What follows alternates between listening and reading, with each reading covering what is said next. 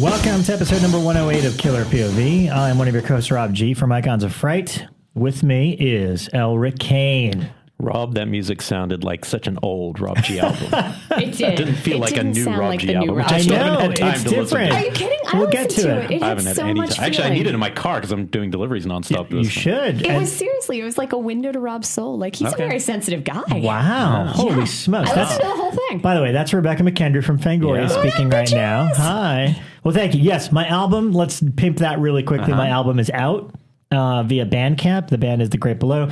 As you may or may not have known by this point, 108 episodes in, the opening music is my old band, Pretty Polly, which was a lot more kind of grungy, kind of rockin'.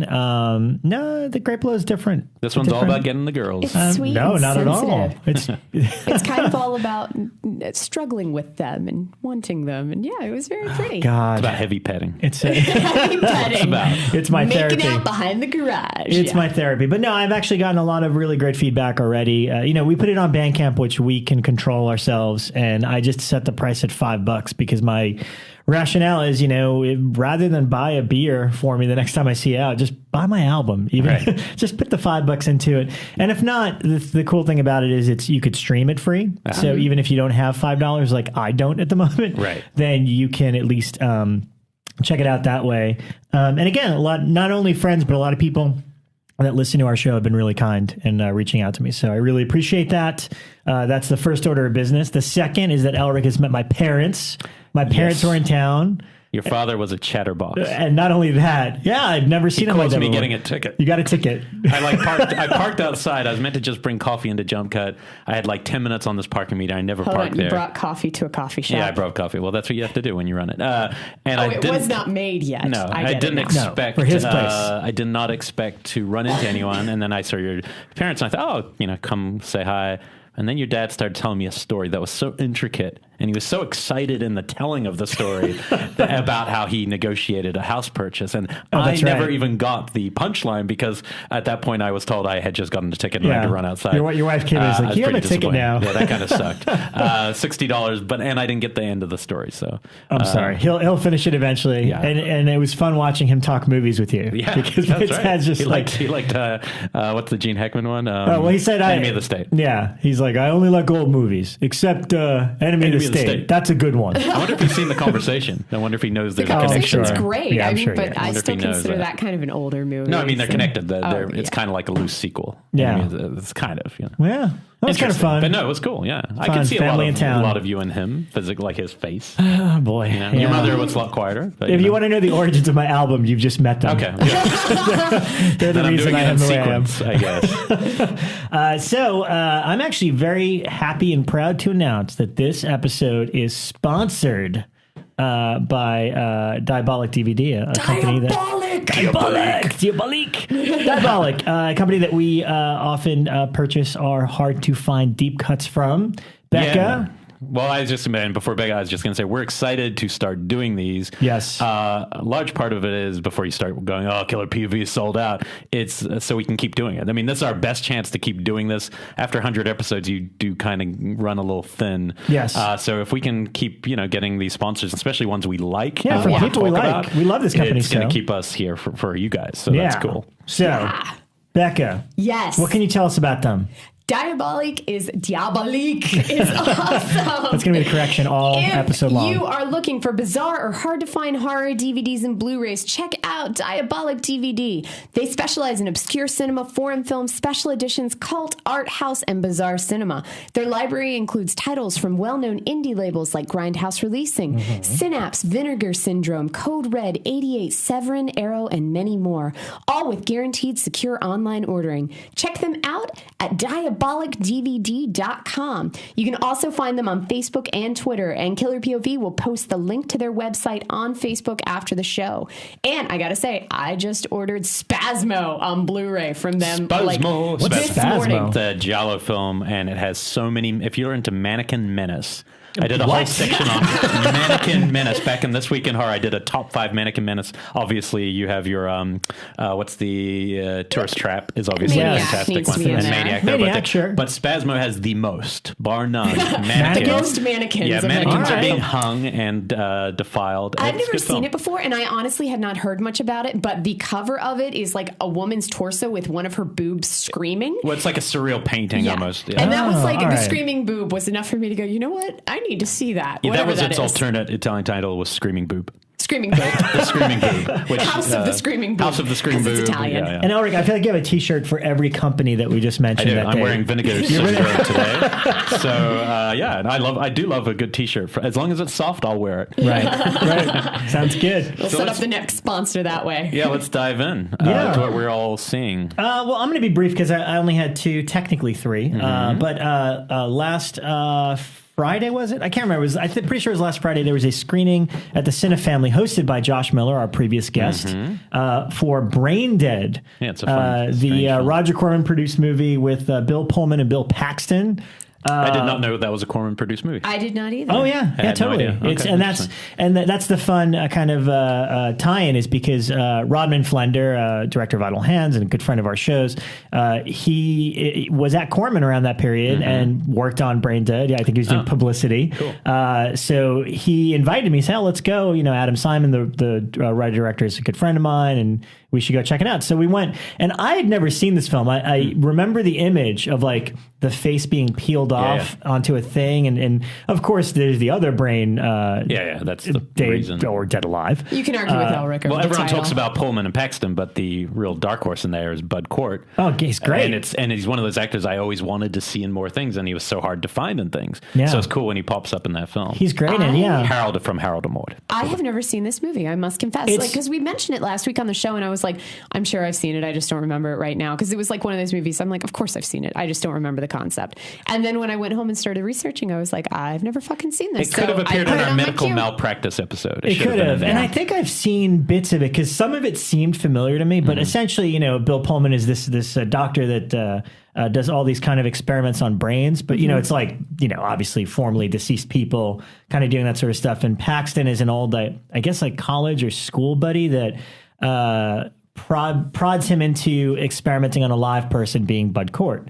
Because I guess he's got some sort of mathematical equation that their company needs. So it's like, why don't you have a live subject to experiment on? And then from there, it just starts to get really, really surreal. I mean, it was an interesting midnight movie because things like I almost didn't know what was going on, and I was kind of falling asleep, and I'm like, I'm delirious, just like the character in the movie. I don't know what's happening here. And it's interesting because it's based on a script. Adam Simon told the story at the beginning that it's co-written.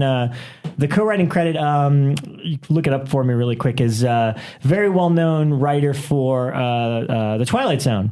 And in fact, when he started talking about the plot of it, it sounded like an episode of The Twilight Zone that just got expanded and eventually became this. But Adam Simon was saying when he got the script from Roger to direct it, he looked at the name and he's like, oh my God, I love him. But wait a minute.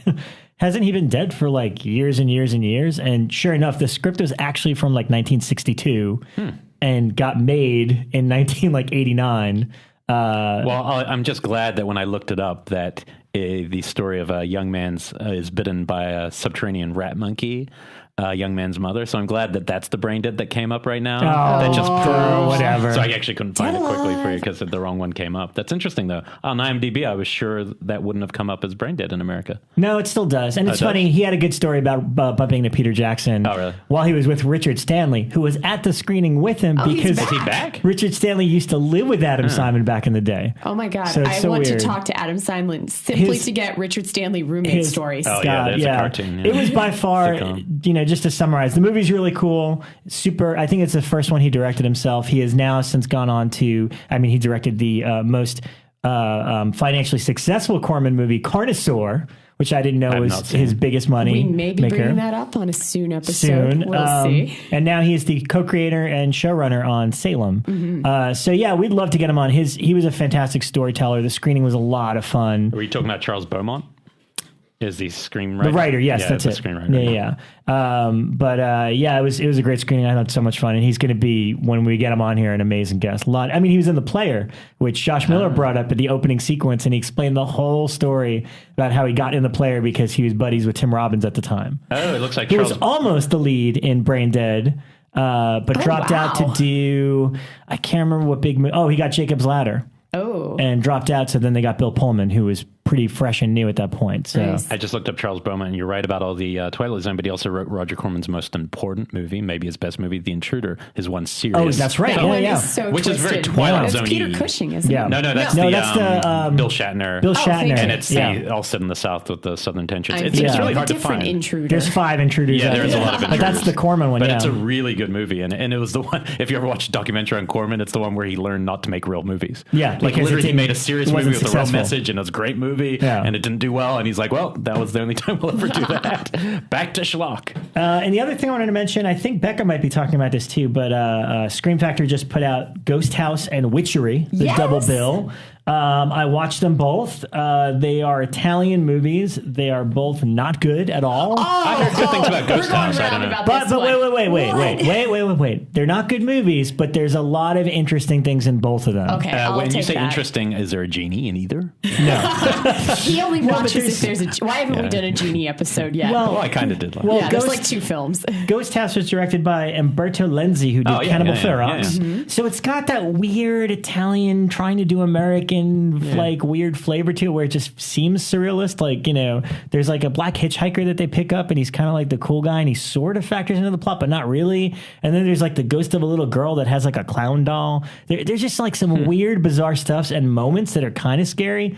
It's not really a good movie. Let's be between the honest two of here. them, which one's more your bag? Well, neither, but Witchery, Witchery. At least Witchery had Linda Blair and David Hasselhoff. Yes. And there is a moment in Witchery where Linda Blair is kind of, dare I say, possessed, which happens to her a lot. Right. And I call actually, it Blairsploitation. yeah, Blairsploitation. They did it to her all the time. But I thought it was fascinating because I tweeted about this. I was like, she's kind of really hot every time she's possessed. Because this is like, probably like early 20s Linda Blair, and she's got her poofed out hair. And she's possessed and pregnant. Simultaneous. It's amazing. But here's what I learned about these two movies. I was texting with Mike C., the creator of Icons of Fright, with it, saying, these are the weirdest Italian movies. And he's like, did you know that in Italy, they were marketed and released as Evil Dead sequels? Yes, it's I'm like, what? You should have read the Facebook or Because- the Fangoria article I posted 2 Oh, weeks really? ago. Okay. Yeah.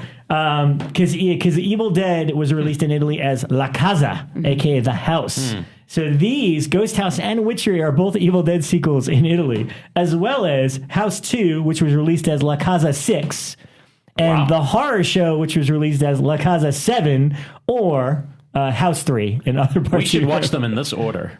All these films and see what it all means. Yeah. Like maybe there's some pattern Secret, to all of this. and then we can see the new series. We'll be right to that Ash could be versus good. Evil Oh, yeah, Dead. and we also the photo today. That looked really cool. Fantastic. Can't wait. So that's what I saw. Did you watch Witchery, right? I did. I watched Witchery a while back. I have not watched the new Blue yet. But Witchery is honestly one of my favorite witch movies. And he's laughing at me. I know. And it's nonsensical and it's just bizarre. And Hoff is not a good actress. And the girl that he's acting opposite, the one who's supposed to be the investigator, I'll loosely call her, is it's his wife from the time. And I swear I thought she was drunk the whole time because she's got these weird afflections in her vocal patterns. It's just bizarre.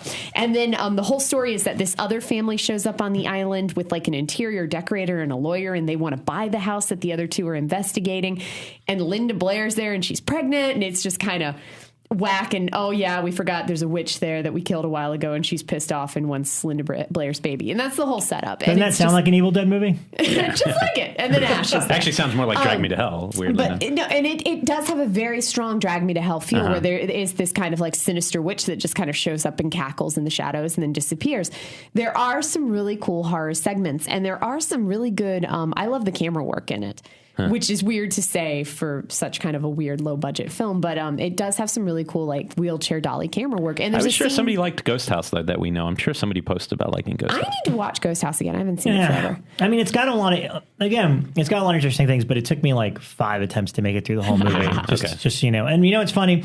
Like Elric has said previously, I like that this double bill exists because they both look great. Yeah, and it's like, it's fun to have movies you've never heard of and Scream watch them. Factory for putting them both out in high def. I assume they touched someone. Somebody must watch them and go, holy shit, this is the film I was looking for my childhood. And there is a really cool scene in Witchery where they sew a woman's mouth shut and string her up inside a fireplace. Oh, yeah. And I remembered a conversation, this was like back in... Well, that's kind of like the Evil Dead remake. In the opening scene in the new Evil Dead, they have that really brutal... It opens with that brutal... Oh, they burn the... Yeah, they burn. I feel like they strung its mouth shut, too. Interesting. I remember it like won me bonus points somewhere where it was like right as I started at Fango, I was having a conversation with a fan at a convention and somebody was like, yeah, Strangeland was the first movie ever where they sewed somebody's mouth shut. And I was like, Witchery bitches. And yeah, Witchery won me some bonus points. Made me Maybe feel Witchery good, really least, is an official Evil Dead sequel. Maybe there is connections. But I spent my week binge watching Salem. All right. I swear, like nothing else. I watched a little bit of Big Bang Theory and the rest of the time I watched Salem. What episode are you up to? I am on the 9th episode of the first season. Okay, so for me, that was one of my notes. Turning point is episode 6. Mm-hmm. Up until then, I was like, there's some good stuff in each episode, but it still feels like that setup where I'm still kind of like, yeah, but I don't need to keep watching. My thing with TV now is I want it to end an episode where I'm just absolutely hungry to see the next one, and I wasn't feeling that way. I was only going because there would be a cool monster, a cool witch, and people had told us. And then at the very halfway through episode 6, there's something that just felt like really much more hardcore, felt more like really in a tradition of a modern take on witchery, and it was kind of intense, and there was a lot of blood. Yeah, well, witchery or whatever. There was a lot of blood, and the characters weren't doing the whole. I hate in TV shows where the characters have no idea what's really going on, and they kind of bumble their way through for a season. And then witches are real. This was like no, everything's out on the table, so let's rock and roll. And I haven't watched past that yet, but I was definitely drawn in with that episode. No, and it took me. I mean, like I was not binge watching the first 6. I would agree with you because those like Dave has been watching them with me, and this whole time he's been like, seriously, Bekah, we have to watch another episode. And for both of us, we were really fascinated by the Mercy character.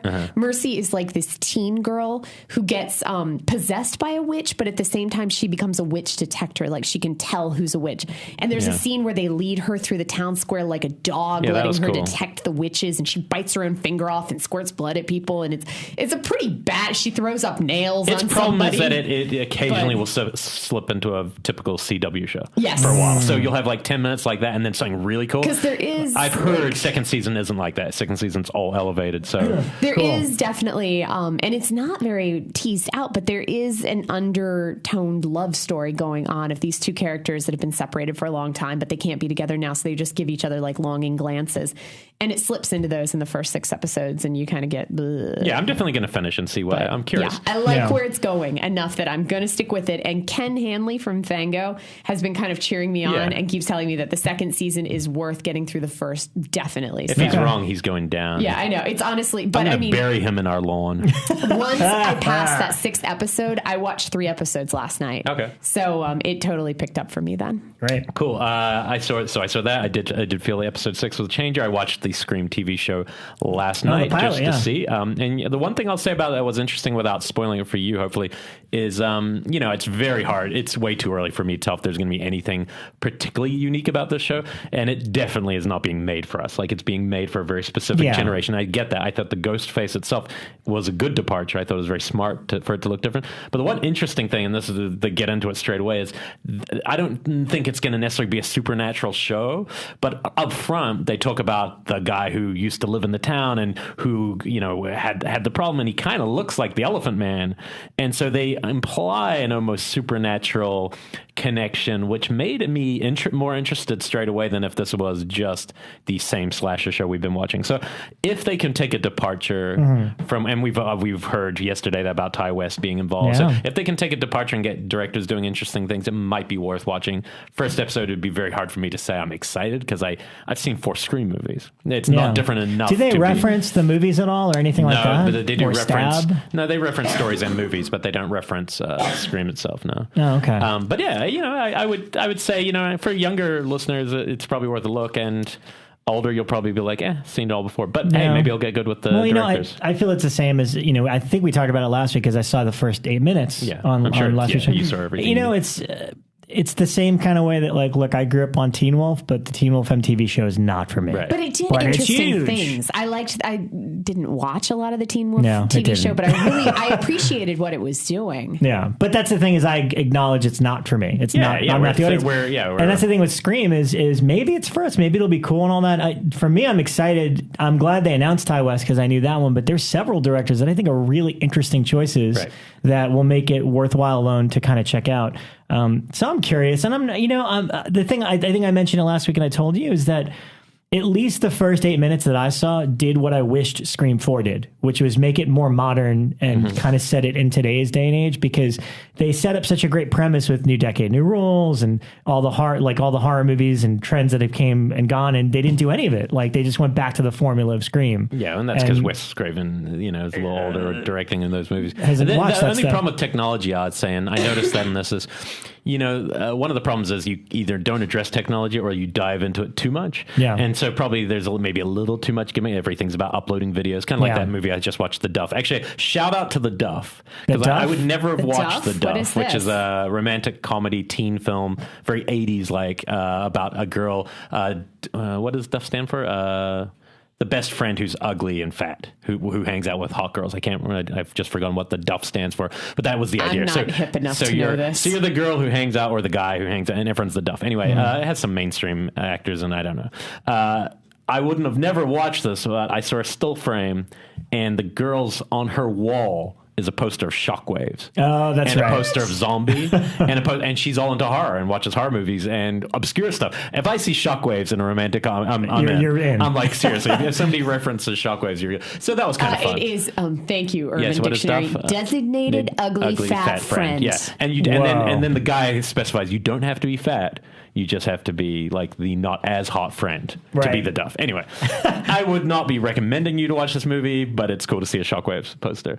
I did see one really interesting movie, I thought, and I was surprised because I'd heard different things about this from Blumhouse. I watched my friend, actor Mark Kelly, because he's kind of friends with some of these guys involved, and we watched Creep by Patrick Bryce. It's his debut feature, and he also just made a big comedy that might take him in a different direction doing comedies called The Overnight with a lot of big actors. So this was like his little movie that looks like it was made for like $20,000. Yeah. Mark Duplass who's become big with HBO show, and Mark Duplass is a guy who let me tell you the story quickly. I met Patrick, the director, with my friend Mark about 6 months ago, before another movie I'd recommend called The Midnight Swim, and we just passed, and I met this tall guy, and he doesn't talk much, and then Mark said, yeah, he's got this movie called Creep coming out. I hadn't heard of it. Was this at AFI? Yeah, at AFI, Okay, and I had never heard of it, you. and then he said, yeah, it's just him and Mark Duplass in it, and I'm like, in the whole movie?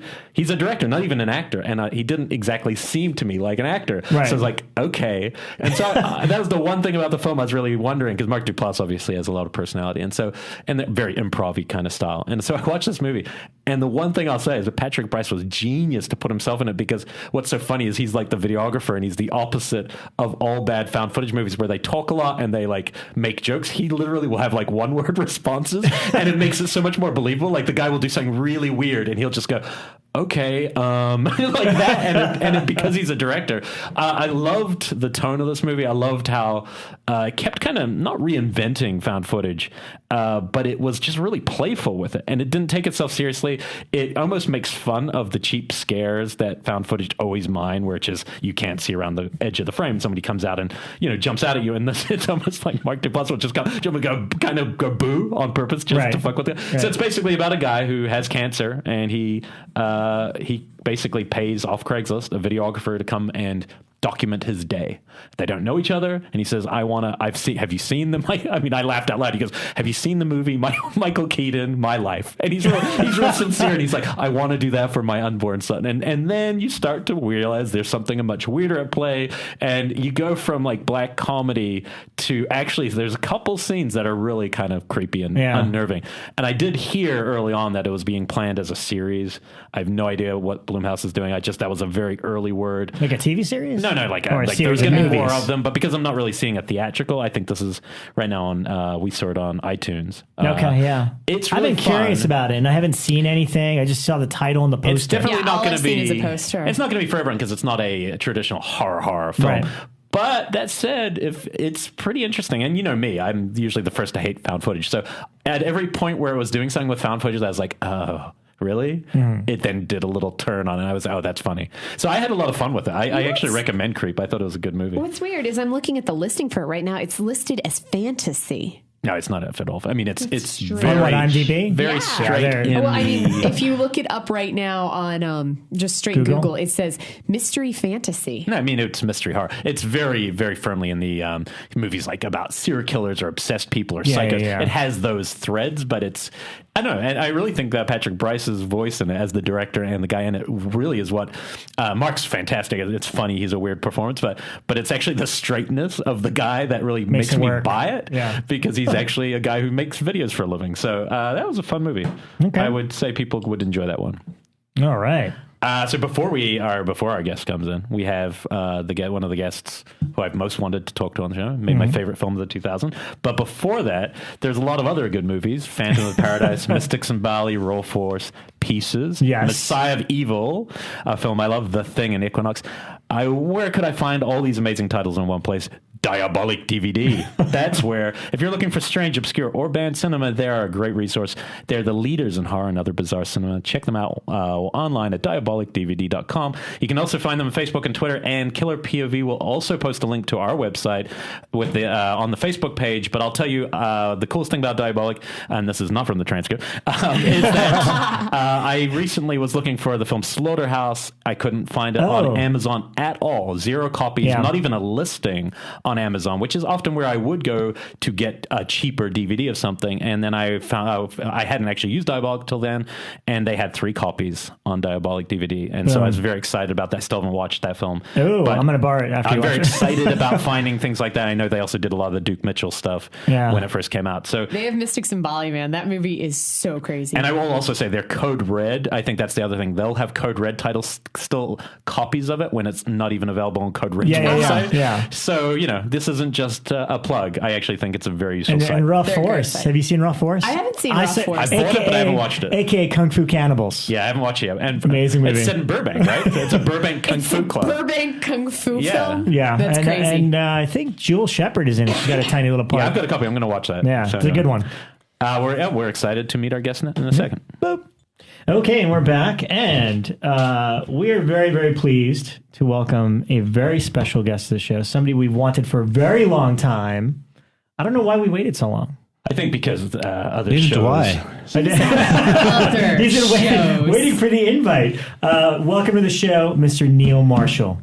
All right. Thank you. Pleasure to be here. Great. I thought it was better to have an invite rather than just storm the building one day. Guys, what's going on here? When am I going to come to the show? One night. Yeah. What up, guys? And then we know a lot of our fans have been wondering, wanted to talk about specifically one key work of yours, which I know is probably what you'll be remembered for, which is the Possession fan clip that you made, ruining my day. I knew this was going to come up. It was kind of wonderful. Why even wait? Just get right into the Possession. I just want you to know, no matter how you felt about Possession, just know that if Descent is my favorite film of the 2000s and Possession's my favorite of the 80s, you have to live with that. The burden of knowing that I'm lumping those two films together. But you know that well, give you should be honored. I made it especially for you. I was honored, but But you give were the sitting context. right in front of us during that screening, right? No, they left. You guys left because it was a bad print. Up until the point at which we walked out. Yeah. Okay, I remembered you guys being there. And No, we started it, but it was a pretty rough print, and we decided then to watch it a few weeks later on the DVD that I own. But it might not be the good one. It might not be the new one. I wouldn't know. Is there such a thing as a good one? You revisit that, and I'll revisit Descent too, and we'll make a bargain. But I'm not 100% responsible for this. It was when we were watching it, and that scene comes up, and she starts headbanging away. It was Axel who came up with the choice of tune, and she immediately clicked. That's funny. This is Rob Zombie. I found the music, and it was just like, oh my god, we got to do this. Yeah. It's not. And I know who'll appreciate as this. As soon as you post up my wall, I go, well, that's different. Yeah. And we will repost that for all of you. But so as the film that you'll be remembered for. Anyway, that was right. That's the one. That was my chime. Sure. Well, there's a lot of things we want to talk about with Neil. I want to delve into some TV stuff, and our topic's going to eventually be action horror. Just because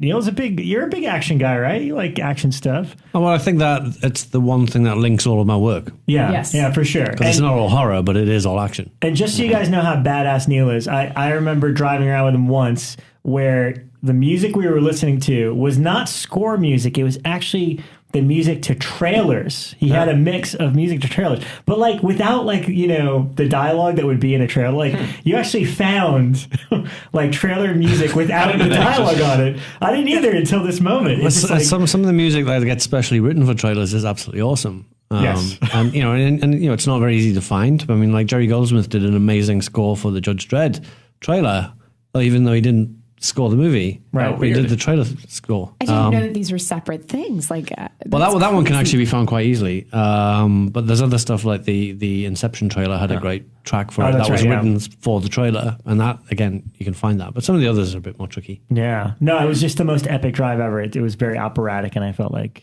I thought of you last night. Actually, I went to the New Beverly for Once Upon a Time in the West, and on the big screen, and it was like one of the best prints I've ever seen. And the one thing that I thought of your work specifically, but most recently the Game of Thrones episode, the second one you did with, I think it was like the second to last episode, and it was a big battle scene. The one thing you had in common, I thought, with Leone was, and I think Leone might be the best I've ever seen, a sense of scale for intimate versus the landscape, but then so you know where you are at all times, which is very rare in action. And what's happened in action to me is the MTV aesthetic of the editing and Michael Bay. It's like it doesn't matter where you are, right? It's just cut. Yeah. But I remember watching your episode, and you'd see them fighting in close up, and then suddenly you would come out to reveal the whole picture, and it really made you feel part of it. And it was the exact same thing in Once Upon a Time West. So many times he would be on a close-up of a hand and then pan across, and you realize there's the whole vista. And I don't know if Leone was at all an influence to you whatsoever, or if that's just a random observation. He's certainly an influence. His work is incredible. It's not an influence specifically to Game of Thrones or anything like that. But yeah, Once Upon a Time on the West. I mean, it's an incredible movie. Do you have, how much, when you think about staging an action scene, do you have to think about actually wanting people to be aware of the real space of what you're watching, rather than the geography, and the character is the two most important elements of any action sequence. Understanding where you are and understanding who's doing what and why. And it's and it is. I wouldn't say it's the hardest thing to do, but I think people get it wrong very often. Yeah. And just think that, a lot of visual fireworks will do the trick, and that doesn't work that way. That you're right, that showing that geography and choreography and how the characters integrate with the action is so vital, and it works with those kind of movies, works with a lot of older movies.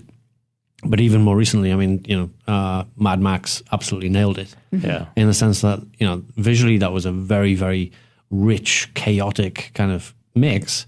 But at no point did you ever feel lost in the action, because the way he shot it, and there's a great little thing on YouTube about how he shot the action stuff, and it's so simple, and it's just a guide to anybody who wants to do an action sequence, and it shows you like one of the fight sequences, but with the crosshairs in the screen, and in that crosshairs, basically for all the fast cutting, the action that's taking place on the screen always takes place in the center of screen. So although you're looking at like a massive 235 cinema screen, your eyes aren't wandering all over the place trying to follow the action and jumping left, right, and center.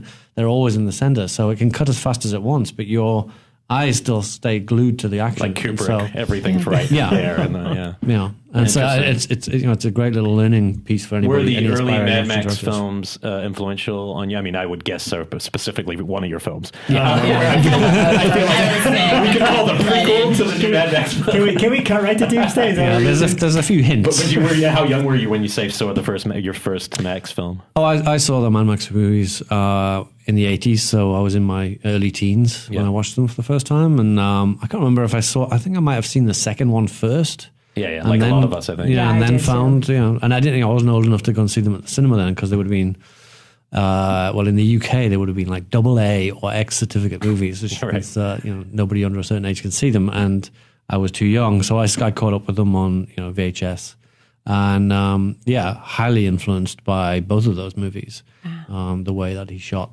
car chases and stuff, and I applied it directly to Doomsday. because action's a harder thing. Like, I get how young directors start in horror because it can be a person in a cabin and you can make these very small short films. How does one begin working towards like action pieces? Even Dog Soldier has some big stuffs happening at the time. You have military guys, you have, gunplay. Explosions. Like, how did you, I haven't seen any shorts of yours beforehand, but how did you kind of develop into making that kind of scale, I guess? I kind of always, like the very, very first film that I made with my best friend, and we got into making movies when we'd just been to see Raiders. Yes. Raiders of the Lost Ark at the cinema. We came home and managed to get hold of his mom's Super 8 camera and proceeded to start making our own films. And the first one that we made was basically just me and him having a fight with each other in his backyard. And it was, we put some Raiders music to it and there was like kind of a little story to it of like, this hero going through the jungle, and then meets this bad guy and they fight over some ancient treasure and then, the hero wins and walks away. But it's an action movie. There's no dialogue. It was shot in a way that, we didn't have a tripod. So we couldn't position the camera so we could both be in the shot at the same time. So one of us had to be operating the camera all the time. So there's only one of us in the shot, but we still managed to stage a fight sequence. It's really daft and not very good, but then the next film we made, again, it had chases and it had fight sequences and stuff. And I think if you've got two people in a room, you can stage an action sequence. Yeah.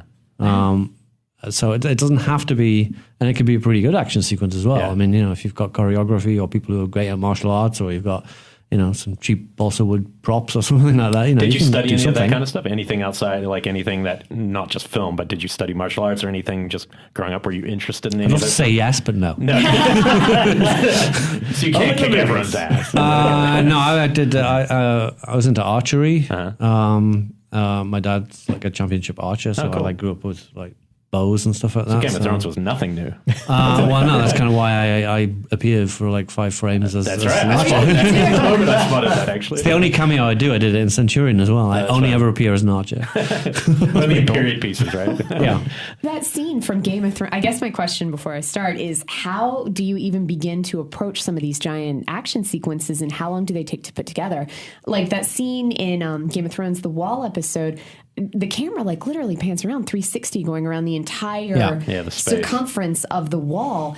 And I mean, there's hundreds of people there fighting and each one seem to have their own little set piece. How long does it take to coordinate something like that? I think what I found when I did, because like Doomsday was the biggest thing that I'd done up until that point, certainly. And initially I was kind of worried about the scale of it. When I did it, I found that I loved the scale of it. The bigger, the better. I don't know, I just like embraced the challenge of doing something bigger and bigger and bigger. And that episode was the same kind of thing. It was a huge episode of television. Mm-hmm. But at the moment that in prep, the moment that I walked onto that set, I knew I had to, it's a 360 degree set, of which there's just a big flat courtyard in the middle. And it's like, well, that's the boring part. I said, the action's got to be around the side on the the catwalks and walkways and steps and buildings and stuff. That's going to keep it visually interesting. And then from there, I was like, well, somehow I've got to do a 360 shot. I don't quite know how or what it's going to be about. And then that developed into an idea that, well, I can't just do it for the sake of doing it. It shouldn't just be a pretty shot. It has to have some motivation. And I came up with the idea, well, at that point in the script, what would be really useful to the audience, going back to what you're saying, is showing the geography of where all the major characters are, which we've seen in little episodes, where all they are in the overall battle, where they are in the fort. And so this shot would link them all together in one shot. So the way that we did it was, and so much of it, it's like, okay, I can kind of come up with the ideas to a certain point, but you need an awesome crew to pull it off. You need a great first AD. The stunt people are, totally brilliant. And what the first AD did was he organized each group. He separated everybody into groups, gave each group a number. And as the camera went round, just before the camera got there, he called out their number. So they would start their routine then.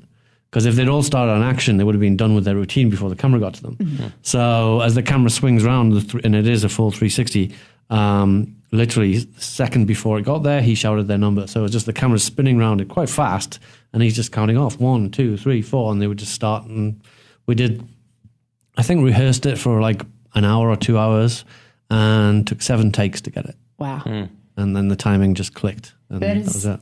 Out of all of the Game of Thrones, because Game of Thrones, it usually bounces around. And that's one of the things that I love about that show is that it's like, we're in Winterfell and now we're in King's Landing. And that's the only one that stays in the same location the entire time. And you don't even notice. And I also think partly, I mean, I assume part of the jumping around is I think I read recently that it can take a few months commitment for a director to do one episode. Right? Oh yeah, because they have 2 full units. They shoot in 4 countries. Over the course of 8 months or something like that. Wow. And so they go to, one unit will go to one country and shoot bits of all 10 episodes there. And the other unit constantly stays in Belfast, the main base. And then, they'll take turns. One will go off to Croatia, one will go off to Iceland, one will go off to Spain. And the actors obviously have to just, according to their schedules, kind of move around and do that. So it's incredibly So if you direct an complex. episode, you get to go to all those parts, or do you just do the one? If your episode happens to go to all those parts, That's interesting. You would think they would just do a different director for each area, almost. Like you're in charge of the King's Landing. I don't know. Maybe that would be a way of doing it, I suppose, but might be too messy. It feels like too it messy, would lack cohesion. Yeah. No, I mean, I loved it. I think that it's one of the few shows that, 95% of them are so compelling because you forget about storylines for a while because they go away from them. I think it's really smart. So where in real life is the wall located? Well, both of my episodes have been shot in a very muddy quarry just outside of Belfast.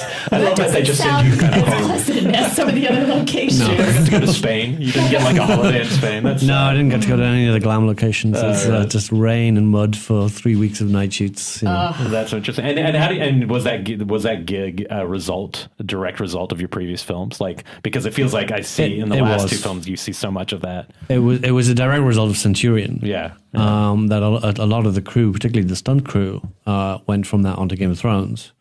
And then what happened with the first episode on Blackwater was that their original director had to drop out a week before filming, and they would desperately needed a director in a hurry who could handle what was to be their biggest episode ever at that stage. And the stunt guy basically just handed him his phone and said, "Give Neil a call. Here's check out Centurion, give Neil a call."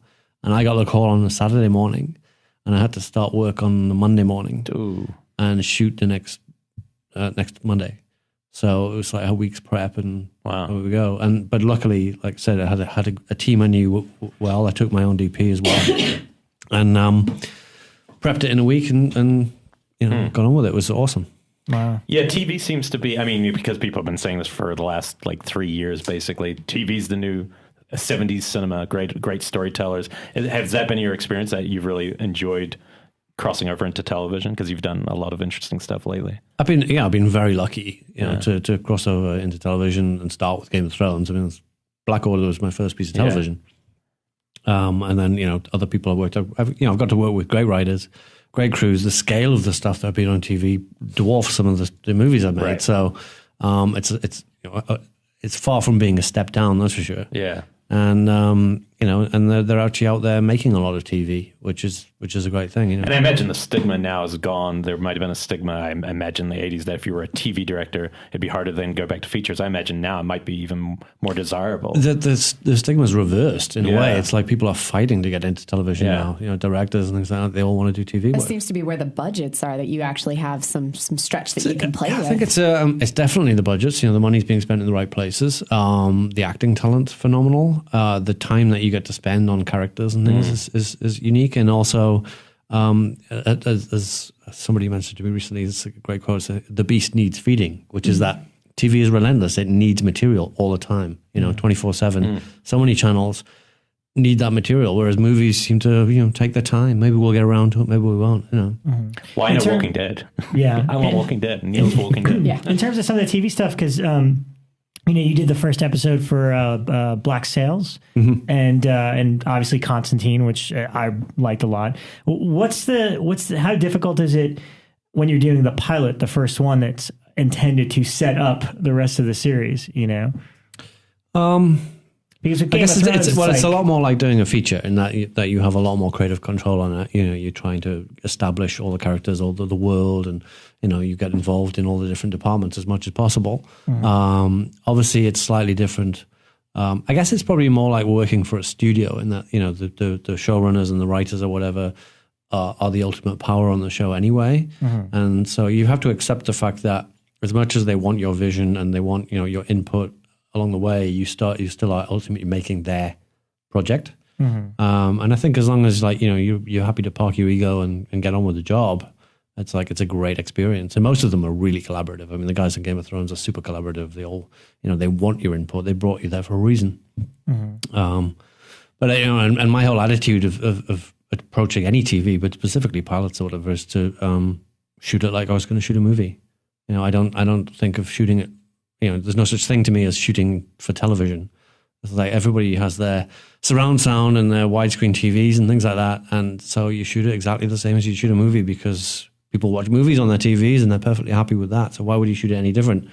The weirdest piece of advice that I got in the build-up to Black Sails was I had a phone call with Michael Bay. Right, producer on that. Yeah. I didn't know that. And he kind of urged me to shoot the close-ups, to say it's all in the faces. Don't worry about the big wide stuff. I was like, you've just spent millions on these amazing sets. I can't just shoot close-ups. That just doesn't make sense. Interesting. So no, I shot it like I would shoot a movie. You've got to see the big stuff. Right. Yeah, the word is cinematic now. That's the word now that, like, when you think of Game of Thrones, you're never once, when you're watching Game of Thrones, thinking about TV. Oh, God, no. You're transported somewhere just like you are with great cinema, whereas like Seinfeld or Friends, that's television now. That's what I think of old TV shooting. It's telematic. Telematic, yeah, exactly. But now it's changed. It's really, and you would have, I'm sure you could have been invited back to do more Game of Thrones if your schedule opened for it, right? If I haven't screwed up the last one so much. Exactly.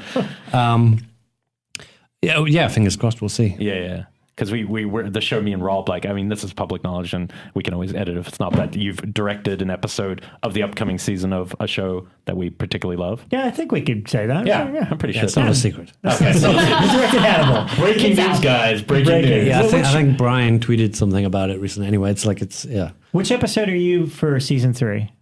It's episode 8. It's The Great Red Dragon. Oh, okay. And what are we up to? We're at 4? 3. 4? I think we've had 3. 4's this week, I believe. Yeah, okay. 3. All right. And the last one, I was the only person complaining because I love the show, and I've never complained about the show. This is the first time I was like, I felt like I kind of knew all this. It was a little repetitive, but then everyone else is going, no, this is great building, and it's like, okay, fine. Yeah. But it is such a unique vision. Yeah, did Brian, because he's a big horror fan, did he look for you because of your work? What did you? It was just one of those crazy things that I was with Axel at the Emmy Awards. Because I'd been nominated for Game of Thrones and didn't win, obviously. But we went to the party afterwards, the HBO party, and bumped into Brian there and got chatting away with him. And Brian said, you must come and do an episode of Hannibal. And I was, I would love to. It's like, I love that show. And quite often at these things, people say these things, but, it doesn't mean anything. Yeah. You never hear from them again. It's like, everybody was just a bit drunk and whatever. Yeah. But I think it was like literally the next day or a couple of days later, the offer came in and it was like, okay, This guy means it. And, that really means a lot to me. And it's, it's a show that I love. So it was an opportunity to go and do it. And it worked perfectly for my schedule. So it was like, great. And that's a different show. Like that show, the aesthetic of that show, it's like dripping with fetishism, I guess is the way. I feel like every object is fetishized, every like beads of sweat. Feels all very close compared to, say, Game of Thrones in a sense. Did you how did you approach the visual side of designing your episode? Or I imagine yours has maybe more action as well. No, not really. Okay. It conforms with the rest of the show, and that aesthetic is obviously, like you say, that the show has a very specific style of its own, and dreamy almost. Like I would say that feels like you're in a bit of a dream. It's a bit otherworldly. I mean, as Brian calls it, he says it's an art house movie disguised as a TV series. Yeah. I love that. So, and he encouraged me to go in and unleash my inner pretentious artist. Oh, brilliant! Which was kind of a weird request, but it was like, great, okay, I've never really done that before, so let's go and be pretentious. And you have quite a lot and of he embraces freedom? that. It's totally like, hey, throw in all the crazy ideas you want. That's awesome. So you can really come up with like really bold visual ideas and I I think if you come up with something shit, he'll say, right, yeah. But he's it's his show, and he keeps a firm reign over it, as he should, and he does a great job of that. But I think the ideas that I came up with seem to seemed to work. So we just went with them. And take a break now to go sign any petition you need to save Hannibal. Yes. Because I feel very strongly like it will be. I don't feel like it's one of those shows that will disappear. I feel like if they plan to continue it, they will somehow. Because the fans are hungry. I hope. Yeah, we're looking at Neil for his facial expression to see if we could see anything. Anything? I know nothing. Although he just winked, guys. He just winked. Although I think before the third season started, you told me the title of your episode, and I was so angry because I'm like, "Oh, they're doing Red Dragon. Why'd you tell me that?" Of course they have to. That's it was kind of inevitable. Yeah. No, I figured as much. I just didn't realize it'd be the same. I just want William Peterson to appear somewhere. That's all. God, that would be a great cameo. That would be fun. Well, really briefly, if you are looking for bizarre and hard to find horror DVDs and Blu-rays, you got to go to Diabolic DVD. They specialize in obscure cinema, foreign films, special editions, cult, art house, bizarre cinema. Their library includes titles from indie labels Grindhouse Releasing, Synapse, Vinegar Syndrome, Code Red, 88, Severin, Arrow, and many more, all with guaranteed secure online ordering. Check them out at diabolicdvd.com. That's spelled DIABOLIK DVD.com. And check our Facebook and Twitter. We're going to post links to both of their social media pages as well. And bizarre and hard to find. Yes, I bought Possession there, by the way. Yep. And I went for the fancy limited edition with the CD. It would have changed Neil's whole experience. Well, I think so, right? He needed the aesthetic experience of that. Yeah. He needs Heinrich in high def and completely uncut, as far as I know. And, you can probably buy Dog Soldiers on there. You can actually. I saw it on there today. It is on there. And I get all of my my Japanese Asian cinema. Pink Egg and Nakatsu erotic cinema there. I think they're art. That's too much. You've told us too much. They all sell them there. That's where you can buy them, is at Diabolic DVD. Should we go back to action? Like, I want to know about early action film influences, not just horror. Well, actually, wait, before you do action, because this is a horror podcast as well. True. In the same vein that you were mentioning, how Raiders of the Lost Ark and the Mad Max films, and those were huge influences for you. One of the things I found so charming on the Dog Soldiers Blu-rays, the documentary, you tell this great story about your dad bringing you into the room very young to see Frankenstein. It was your first image of that. So I was wondering if you could share a little bit more about that side of you, kind of getting into the horror genre, and what were some of those early films that really had the same impact as Mad Max or Raiders. Yeah, I mean, that's certainly my earliest memory, and it's such an early memory. It may well have been Bride of Frankenstein and not Frankenstein. Mm-hmm. So, but yeah, he kind of got me into watching the old Universal classics and stuff, because he used to play on like BBC Two in the UK and like stuff, and watched Wolfman and Phantom of the Opera and all this kind of stuff. It was great. So I was really kind of hooked on that. And then I guess around when I was 10 or 11, and suddenly everybody started to get VHS players in their houses, I got it was like an outlet of horror available. Mm-hmm. And that was kind of a mix of things, like the stuff that was on in the cinema. So like, I then got to see American Werewolf and The Howling, which were obviously massive influences on me. Mm-hmm. The Shining. We managed to get hold of a pirate copy of Texas Chainsaw because that was illegal in the UK at the time. So which makes it feel that much more exciting. Right? Yeah, it was. You kind of felt slightly dirty watching it because it was like some third generation VHS pirate with like Arabic subtitles or something. It does. I think if anything, it enhanced the aesthetic of it. It does. It's like we could get arrested for watching this movie. So. Yeah, that was another big influence. The Shining, Alien, massive influence. Seeing Alien for the first time, and Jaws as well. But then some of the other stuff that I saw around the same time, kind of with a different crowd. I think it was one of my neighbors who was a bit older than me. Rented what was it? Zombie Flesh Eaters one afternoon, and I can't remember. Maybe it was a Saturday or something like that, because I can't think I would have bunked off school at the time, but. Yeah, so I watched Zombie Flesh Eaters, and I remember being real shocked and appalled by that. But then even better, the next day we had I Spit on Your Grave. Oh, yeah. Which, for a 11-year-old or something like that was just, traumatizing experience. That was the only time I've met somebody from a movie where I felt weird meeting them. Like, she came to Jump Cut, Camille Keaton came to Jump Cut, and she's so sweet and nice looking, but I literally couldn't help but the images of her in that movie are so rough. You feel guilty. You feel bad. Like, I watched you sever men's penises. To make what is called one of the most feminist films in horror. So there you go. So there you go. It worked. And I did one could argue that watching these films at such an early age either did or didn't affect me in an adverse way, because it made me make horror movies, Right. Yeah. And what about that? So because I'm always fascinated by the video nasties thing, because I don't fully get it, being from America where we did not have. Yeah. So you mentioned Texas Chainsaw Massacre. So was that a thing that affected you? Were there movies on the list of the video nasties that you had to hunt out and try to find? Absolutely. There was some that were impossible. I mean, like Clockwork Orange wasn't on the list, but it was banned for different reasons, because Kubrick he banned it himself. He banned it himself. Texas Chainsaw Massacre, Evil Dead, and things like that were on the list. Kind of, there's some films on the list that they're there because they're just shit. Right. And, they're not watchable in any form, whether they're banned or not. It's just like, they're just terrible movies. Some were like excessively gory stuff like Cannibal Ferox and things like that. But then in amongst that was movies like Texas Chainsaw Massacre, which...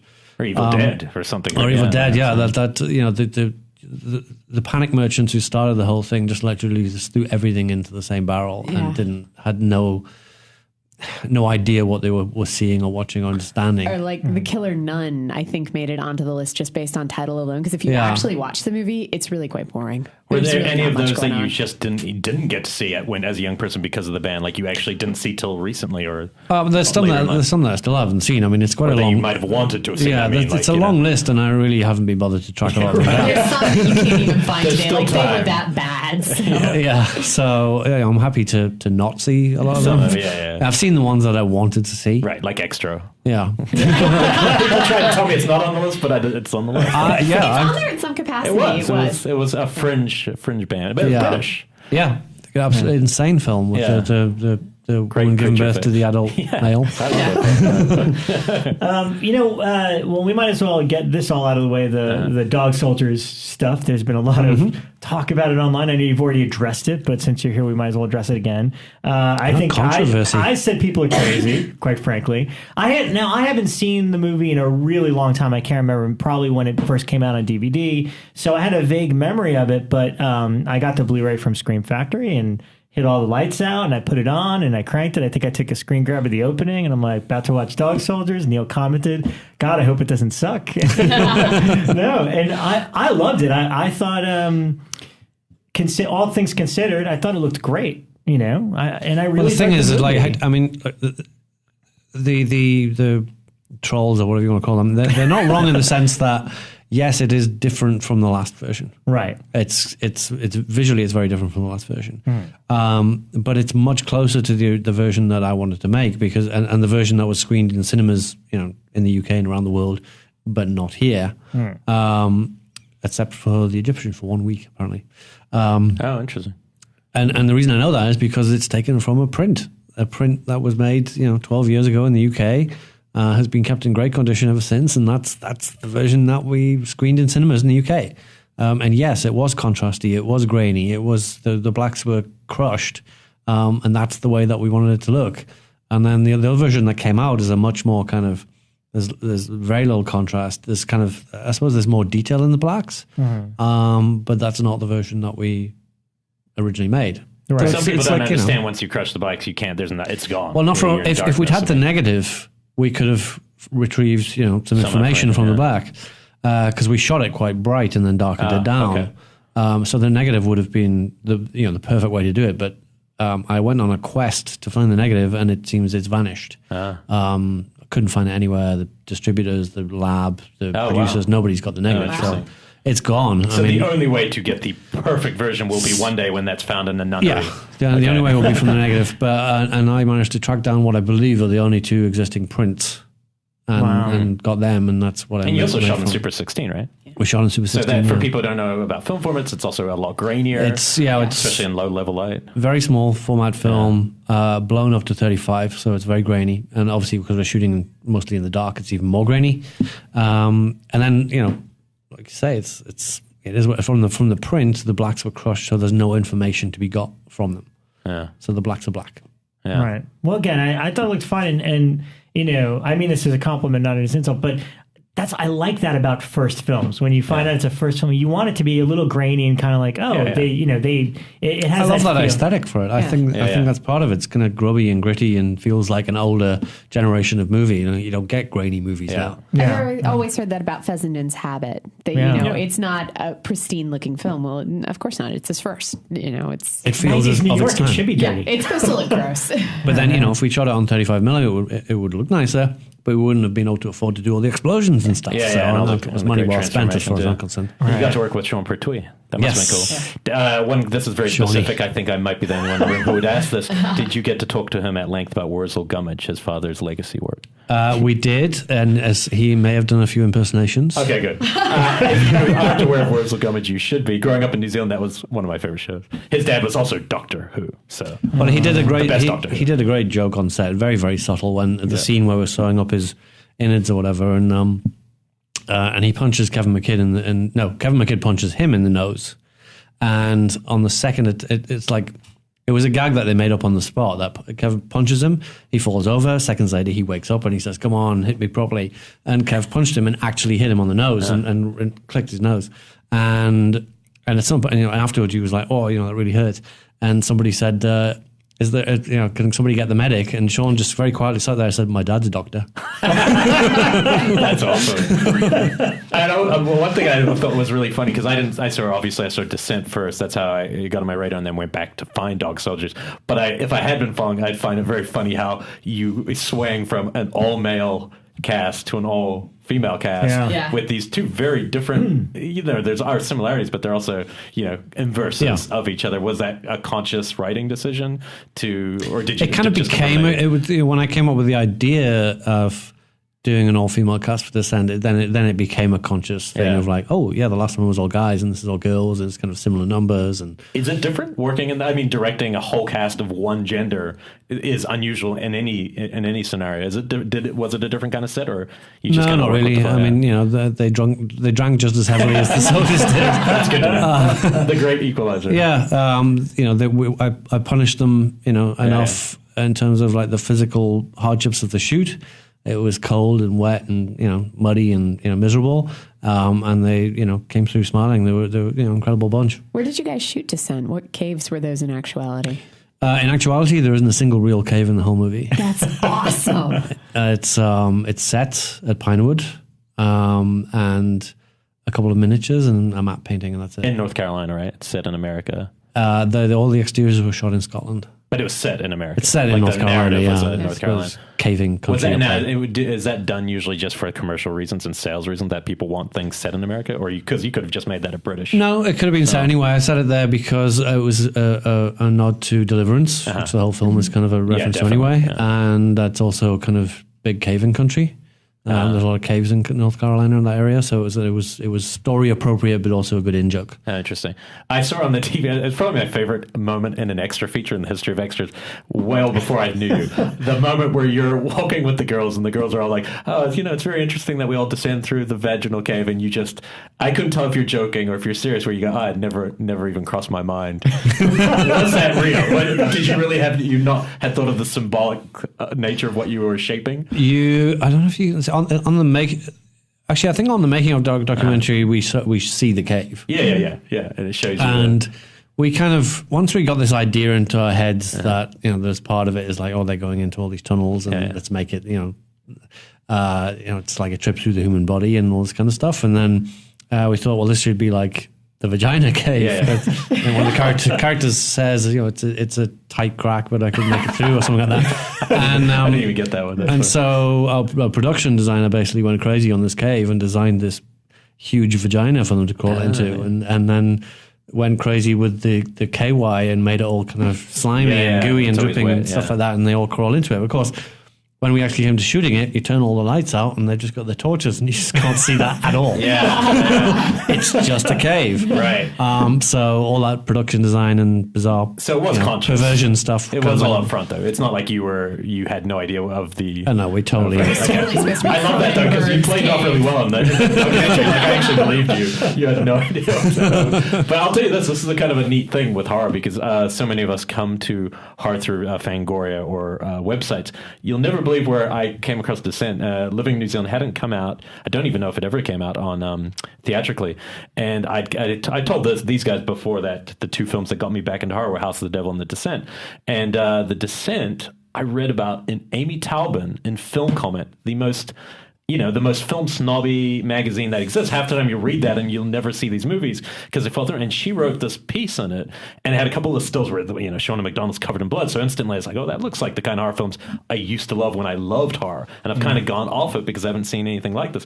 And so I started reading her thing, and she's writing this really passionate defense of this movie that just came out in the UK and hadn't I don't think it had made it to America yet, even at that point. And it was really well written, and it sounded like my favorite American movie of all time is Deliverance. Like, I think that is one of the best films about masculinity. So here's the inverse of that. So I got really excited from Film Comment and waited, and eventually somebody had a DVD that came, British region came to New Zealand. We watched it, and I loved it. And it's the first horror film in a long time and I know why I loved it. It's the visceral quality that had been lacking for me. People said it's in movies like Hostel. That's not what I mean by visceral. Just because I see something being cut off someone, that's visceral is actually feeling like you're a participant, I think, with the girls going through these spaces. And I think it's why you feel like you are in real caves. Yeah, but I thought it was really cool that it came from this non-horror publication to learn about a movie like that. It's funny, the origin of The Descent is actually from a review of Dog Soldiers. Yeah. And that somebody, I have no idea who it was now, but somebody reviewed Dog Soldiers and said, it's good and it's all very well, but when's a British director going to make a really scary horror movie again? Yeah. Oh. And that to me was like, oh, the gauntlet has been thrown. Yeah. It's like, great, that's a challenge. Like, what can I do that's going to be really scary? And came up with The Descent. Yeah. I want to talk a little bit about the timeline, and, because obviously you'd made this film and then it took a while before Lionsgate picked it up, and then there was like the slight change in the alternate ending or just cutting it short or whatever. But much like Elric, I would try to, at that point I was like, Icons of Fright had already started up, and I was trying to get on top of these new movies because it was at that point a thrill, discovering things like Behind the Mask or Malevolence or whatever. So anything we heard of that might be scary or interesting, we'd find. And my memory is that we got an import of it, I think. Because I remember a bunch of us got together and watched an import DVD, and I'm scared of heights and I'm claustrophobic. So once you go into like the cave part, like I'm already kind of freaking out because of the tight spaces and stuff. But once you introduce the bat people or whatever the fuck they are, like that first scare, I just remember it being like one of the greatest. Like I haven't seen scary that naked kind dudes. of scare in a long time. So at that point, it was like we were just screaming aloud, like, you have to see this movie. And then I remember when Lionsgate finally did put it out, like that same group of people that watched import DVD, all of us went to go see it in the theaters on the big screen because we wanted to see a full audience. And then you noticed the end was missing. Well, I read about that quite a bit before. Well, the timeline is that we shot The Descent in, what was it? It was like January, February, March. Mm-hmm. And we had it in cinema by July in the UK. And the reason that we rushed it through was because we'd heard about this other film called The Cave. It's one of those crazy things, like, you wait 20 years and two cave movies come along at the same time. So we heard this movie was coming out, and so we were determined to beat it into the cinema. Mm. And so we did, it's nuts that we did it in 5 months or something like that we got into the cinema.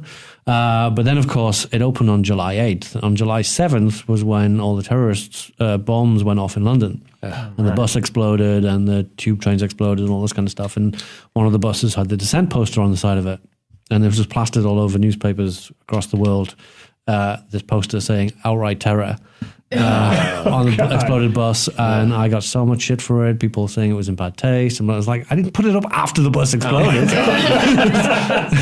And I felt sorry because the actress Shona McDonald, it was her face all over the poster. Yeah. Oh man! The quote, the outright terror thing, was a quote from a journalist. I was like, I felt bad for them. It was just like it couldn't have gone any worse. And of course, a film about people being trapped underground opens in London when there are people literally trapped underground. And it kind of really messed up with our box office chances and things like that. Although weirdly, people flocked to see War of the Worlds that weekend. So I don't know. So that kind of hurt us then, but we did get out before the cave. I mean, we still did pretty good, and the reviews were outstanding. I was really, really happy with all that kind of stuff. And they're two very different movies. The Cave. Oh yeah. Cave was Well, now very we didn't know that at the time though. We just knew that it was much bigger budget and much higher profile. It's kind of it's like pitch black in caves. But That's the problem with it. It's not pitch black. It's very bright. And so then Lionsgate picked it up. And their feeling was, rather than, because I think they couldn't release it before the cave in the US, so they thought, well, let's put as much distance as possible and hold it back. And literally, they released it a year later. In the US. Wow! So and with the slightly altered ending, and because I remember a gap between hearing about it and then it coming out finally. Yeah, it was a good year. Yeah. So which is the right ending? Because I'm just curious when she... The right ending? Well, no, what is the theatrical? Because the ending I saw, she ends up in the car and then sees that you have the shock image kind of like a ghost. Yes. Is that alert. If anyone hasn't seen The Descent here... then you shouldn't be don't even listen to it. Go on, stop right now. Go watch The Descent. And then it ends? Yeah. So okay, that's not the right ending. I mean, I've probably seen both. I'm just trying to think. What's the other version where she's back in the ending is where she wakes up and she's still back in the cave. Okay. I probably have seen both. Although she's lost her mind, she's with her daughter. So that's okay. kind of happy-ish. Yeah. But in some ways, I think that's a happier ending than the one where she escapes, because that way she's not with her daughter. All her friends are dead. All her family's dead. She's got nothing. She's out of her mind. She's probably going to get charged with murdering all her friends. There's no happy ending there. Yeah. It's funny. It's a fairly literal. I mean, you can take the film literally, but and this is something it's totally full of shit because it's not, I'm sure, what you intended. But the best movies are the ones you rewatch enough, you start having other ideas about them. And I think I might have even told you in person. But my feeling with that film, I think when I started to really start loving it, I started thinking maybe that idea of a mass hallucination that gets spread from one person who's not right. She's damaged, and the first act in your film is showing how damaged she is from loss. And then I think, well, if one person and you're in a cramped space with a group of people, one person is swearing they're experiencing something, and if that panic then spreads, but there actually isn't anything there, there's a version of this movie that while I'm watching, I'm like, oh, this could equally work. We need to see the monsters for the effect of the audience. I'm like, but that's also an interesting angle on this film, and maybe why it really works for me. Every time I rewatch it, I feel like it's working on a couple levels. There's definitely a theory that there are no creatures. Yeah. That it's either happening in her head or all of their heads. Maybe they've all gone insane. Well, that's a real thing. I mean, being able to spread hallucination is a real... And it was something that it didn't really occur to me when I was writing the script, but when we were making the film and watching it and putting it all together, that it started to strongly occur to me that this is an interesting read on it. And I didn't want to dissuade that. And I didn't want to but there's one little clue, and you can take it as you like. That's what I like about it. The scene where she's covered in blood and she stands on a rock and she just screams her lungs out. And then we cut to the other girls and the scream continues in the distance, except it's not her scream, it's a crawler. And so it just shifts and it's like, well, what does that mean? Does that mean that they're perceiving her to be a creature? Or is it just simply a cut from location and it is a crawler? Because if it was that, it's a slasher film about a girl who goes into the caves with her friends and then basically loses her mind and knocks them off. Wow. And so, which I think ultimately, if you watched it with that firmly in mind, it doesn't stand up at all. I'm sure if you make it literal. But it's nice afterwards, after a few drinks. Then it suddenly makes a lot of sense. That's what all good theories are after a few drinks. But, but I got to say, I love the film so much, and often the struggle with loving a movie is trying to figure out what exactly it is, and I don't know. And I think that's good. Just like The Shining, I can rewatch it and always find these weird layers, and I think it's just a very unique film. And I was always wondering. I kept telling Rob, I want to see another Descent movie. Would it be a prequel? And then people would, that ruins the origin stories. And I was like, well, it's kind of like you could kind of do a Donner Party movie because it's really the Donner Party that then become.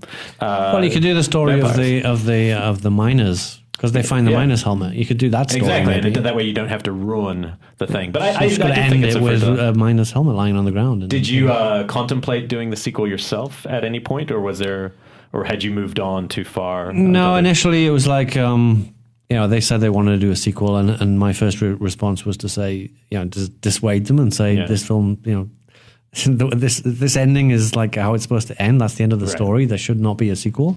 Right. But it was kind of like, they own the rights. They had the ability to just go, no, fuck it, we're going to make it anyway. And I was like, well, okay, well, if you're going to make it, then I want to be involved. I want to that if you want to get her back in the cave again, then she has to have a seriously compelling reason to go back in the cave again. Right. She has to want to go back in the cave. And I came up with various reasons that would compel her to go back into the cave.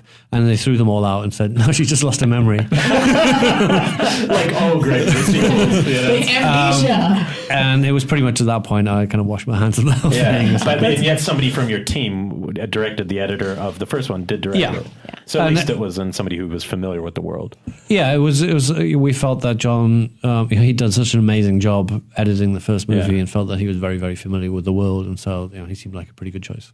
I might have to rewatch it. It's so funny that you mentioned that because I think I've only seen it once, and I kind of like it, but my argument has always been like, if you can get past the first 15 or 20 minutes that she decides to go back to the cave because she lost her memory, the thing is once that they get back in there, it's actually kind of cool. The film, the beginning of the second one doesn't actually fit with either of the endings of the first one.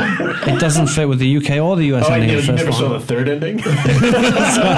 so it's like, if you're starting off from that kind of point, it can only be downhill from there. And that's why it's called The Descent. On that note, we have an ad spot. Okay, yeah. Phantasm. I'm sure they have it. Phantom of the Paradise, Mystics and Bali. This one is actually a really cool title. Der Todesking is a new one that they have. It's from the guy who did Necromantic. It's quite possibly the most twisted film I've ever seen. Valerie and Her Week of Wonders, which is this awesome blue that Criterion just put out. You can find them all and much, much more at Diabolic DVD. When you can Diabolic DVD, if you're looking for strange, obscure, banned cinema, they are a great resource. They are the leaders in horror and other bizarre cinema. Check them out online at Diabolic DVD. You can also find them on Facebook and Twitter, and check our Killer POV Facebook page. We'll be posting up some stuff about them. And tell them where you heard about it. Tell them it was Killer POV. Killer POV. They also have this new one from Kino called Crimson Cults that I really want to check out. It looks pretty badass. So I'm gonna have to look at it. I do want to rewatch The Descent 2 again, just for now, but I think that's what it was lacking. The difference between them. That. Yeah. Well, no, I didn't really warm to it. Even though I really like her character, I think she was a character I wanted to see her story continue in a sense. But the problem being, I think that ambiguity, some of the things that you're walking that rope between literal and maybe something in the imagination wasn't in the sequel. Okay, well, here's something to look out for when you watch the sequel. Okay. When I wrote the original, I discussed while I was writing, I was discussing with the DP how we were going to shoot it, because my whole principle was it has to be pitch black in the caves, and the only light that we're going to see in the cave is what they take with them. Yeah, right. And so throughout the entire script, I had to map out who had what light source and where it was, and how it was going to work, and who had the flares, who had and keep track of all that when I was writing the script. That concept got completely ditched in the second one, or just completely ignored, or whatever. Right. It doesn't exist. And therefore, we do the sin is committed in the second one, where there is caves that are lit from some random light source, because otherwise it would be pitch black because nobody has a light. Otherwise, it's harder to make the movie. Exactly. And this was, and it was really, really important on the first one, and it just seemed to be somewhat less important on the second one. Does when somebody takes something you made and goes in a different direction, and you can't stop it, does that ever make you want to go and go back to Reclaim, or is the movie on its own enough for you, knowing that it's there? Because you did make a masterpiece. I don't think that the second one tarnishes the first one. Right? No, it doesn't. So it's a film I'm immensely proud of. And I'd love to try and capture that success again. That would be nice. So you just said Descent 3 is coming soon.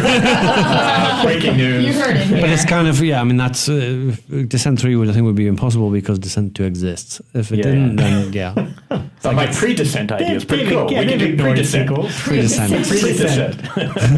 On the way down, it's called. No, I got to ask about this because I have a soft spot for Doomsday. I love it quite tremendously. Thank you. That's where bonkers comes into it is a bonkers movie, but I remember you promoting it. I think it was at one of those Texas conventions that we were at together. Was that when we went to see Lee Harvey? We went to the grave of Lee Harvey House. Oh, wow. Nobody else does. Oh, wow. That was an option. We were in Dallas, and that was our plan for the weekend, and Neil and Axe were like, let's ditch the convention and go with them to find his grave. So that's pretty amazing. But anyway, my point being is, the thing I love about it is it is an amalgamation of like all these movies that made me excited as a 12-year-old kid, everything from Aliens to, I don't know, Escape from New York to Mad Max to all this kind of stuff. And I just want to know what the pitch was like, because I imagine an excited Neil Marshall going in like a 12-year-old into this room and saying, it's going to be kind of like Aliens and Escape from New York and Mad Max. And somebody said yes. And that's the most astonishing thing. And I think after I'd done the pitch, I actually did the pitch over the phone. Okay. Can you pitch it to us? It took quite some time. I did a long pitch, and at the end of it, you just kind of like going, start holding your breath, and like, did they buy it? And then they're like, I think let's go with it. Unbelievable! Was that like a work that you had been planning pre-Descent, like where you had already been working? This was your big vision film, or it was just, I don't know, following the Descent, and there was, I suppose I got a lot of heat off the back of the Descent, and it seemed like this was the small chance I was ever going to get to make this ridiculous film. And I took it. The opportunity was there. There was some other offers on the table for bigger films and things like that, but that wouldn't have been mine. But I just had this lunatic idea. And I thought, what the hell, let's push it and see if I can get it made. And somebody said yes. And, away we went. And it was like, it seems utterly ridiculous now. But what's weird? Was this Universal? This was Universal UK? It was Rogue Pictures. Rogue. Okay. Yeah. So Rogue, part of Focus, part of Universal. So. But I mean, they said yes to everything that you threw at them. Pretty much, but I think part of it is the guys involved were the same generation as me and as us, and that that's who the film's made for. It's not I don't imagine some teenage kids are they might appreciate it on a different level, but they're not going to get all the references and what it's really about, which is a complete love letter to 80s movies, post-apocalyptic or whatever.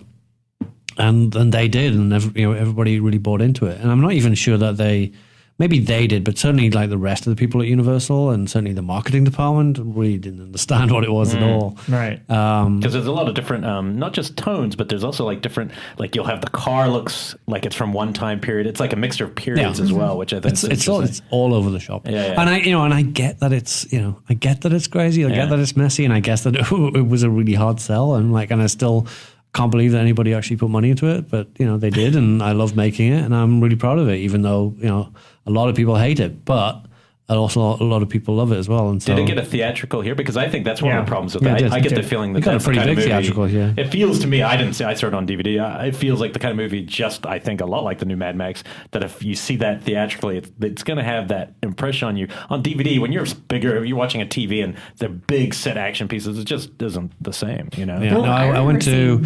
I was with Mike Mendez and Axel, and a whole bunch of us went down to Disneyland on the opening weekend, and then I got a phone call. And I was sitting in Disneyland, and the phone call, it's totally tanked. Well, hey, let's go on a ride. I remember seeing ads for it all over New York. Like they did a big poster campaign. They did a big poster campaign. I mean, it was great. It was a studio campaign behind it. It was fantastic. Yeah. I'm immensely proud of it. I think it's. I'm glad it's nuts. If HBO was, when I was a kid, all the movies that influenced it were the type of things I saw on HBO as a kid. So to me, I'm like, any 12 or 13-year-old that sees Doomsday, it's going to change their life forever, because it's going to be like that experience when I saw a lot of its influences. It was way ahead of its time as well, because everybody at the time said it's too fast cut. Right. And then you go and watch movies now, and it's like, are you kidding me? It's like this is like a Marvel movie now. I get the feeling George Miller watched that and then took it, because I remember the cannibals, right? This has been a while since I said I've only seen it one time, but I feel like there's like people who are like cannibals. But George Miller was watching me watching him. That's what I mean. That's what I mean. Like it feels like his newest one has little shades of that. I don't know. I'd have to watch them both again. But I wasn't feel like there a connection? Wasn't there a car or something from? Because Fury Road has been planned for years and years and years, or something like that. There's a couple of similar cars in there, but it's just pure chance. I mean, Fury Road has been on the cards for quite some time, but no. Beyond that, I mean, at the end of the day, it's like if he in any way kind of ripped me off from Doomsday, it's just because I ripped him off completely anyway. Of course, it's borrowing from myself, really. Yeah, that's fun. I really want. I'm going to have to rewatch that one, but I wish you don't have a print, right? I'd love to see a print of that film. I don't have. Well, now that I have Dog Soldiers prints, that's the only print that I have of any of my films.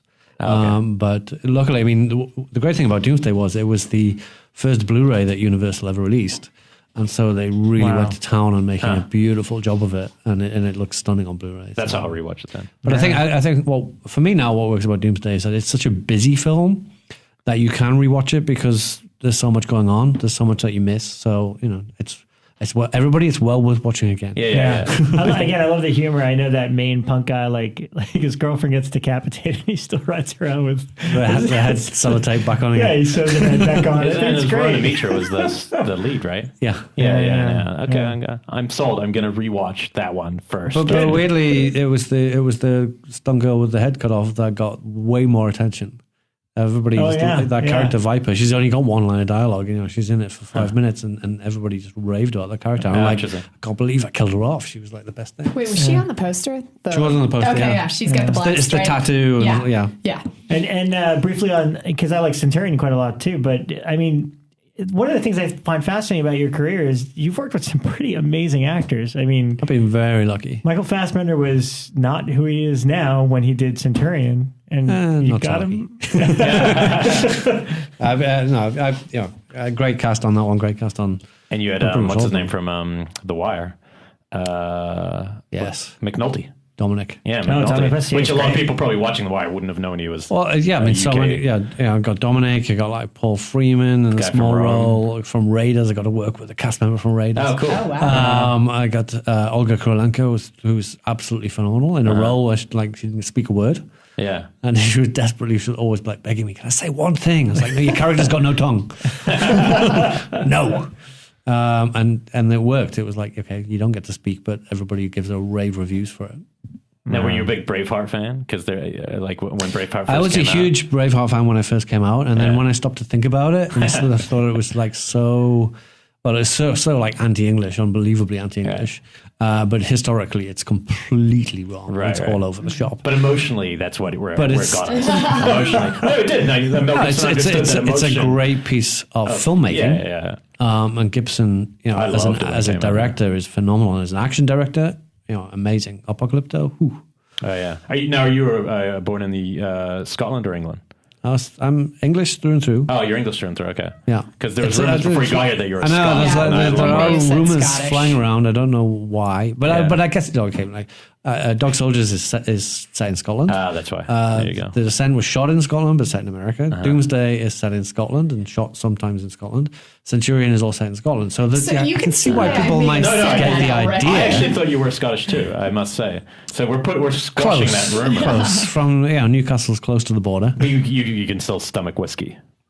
I can manage. Okay, good to know. Should we talk about some action films? Yeah, 'Cause action horror. It's also, it's a subgenre that, okay, and I will say this, and one thing I forgot about with Descent is the two films I see most in Descent crossed which is really interesting looking back on it, are Alien, which is one of the best horror films ever, and Aliens, which is one of the best action horror films. They're both, I feel like both of them intersect a little bit in the Descent. There's definitely some aliens in Doomsday. I don't really think of it much in. I guess I'm thinking just the monster when they're coming at you in your tight spaces. I suppose so. It's more like Alien for me because it's so much about the environment that you're in, and I wanted to make those caves feel like the way that you feel when you're inside the Nostromo. It's like it's just so real, right?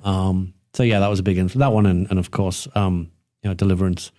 Yeah. And a bit of The Shining. Yeah. Why not? But those early films, do you remember like in the 80s, like, I mean, we've never talked on this topic, so it's different, but like some of the big ones, I mean, I remember seeing Predator for the first time. Yeah. And kind of what you're saying about Texas Chainsaw, I had with Predator, like, oh yeah, you're a little too young.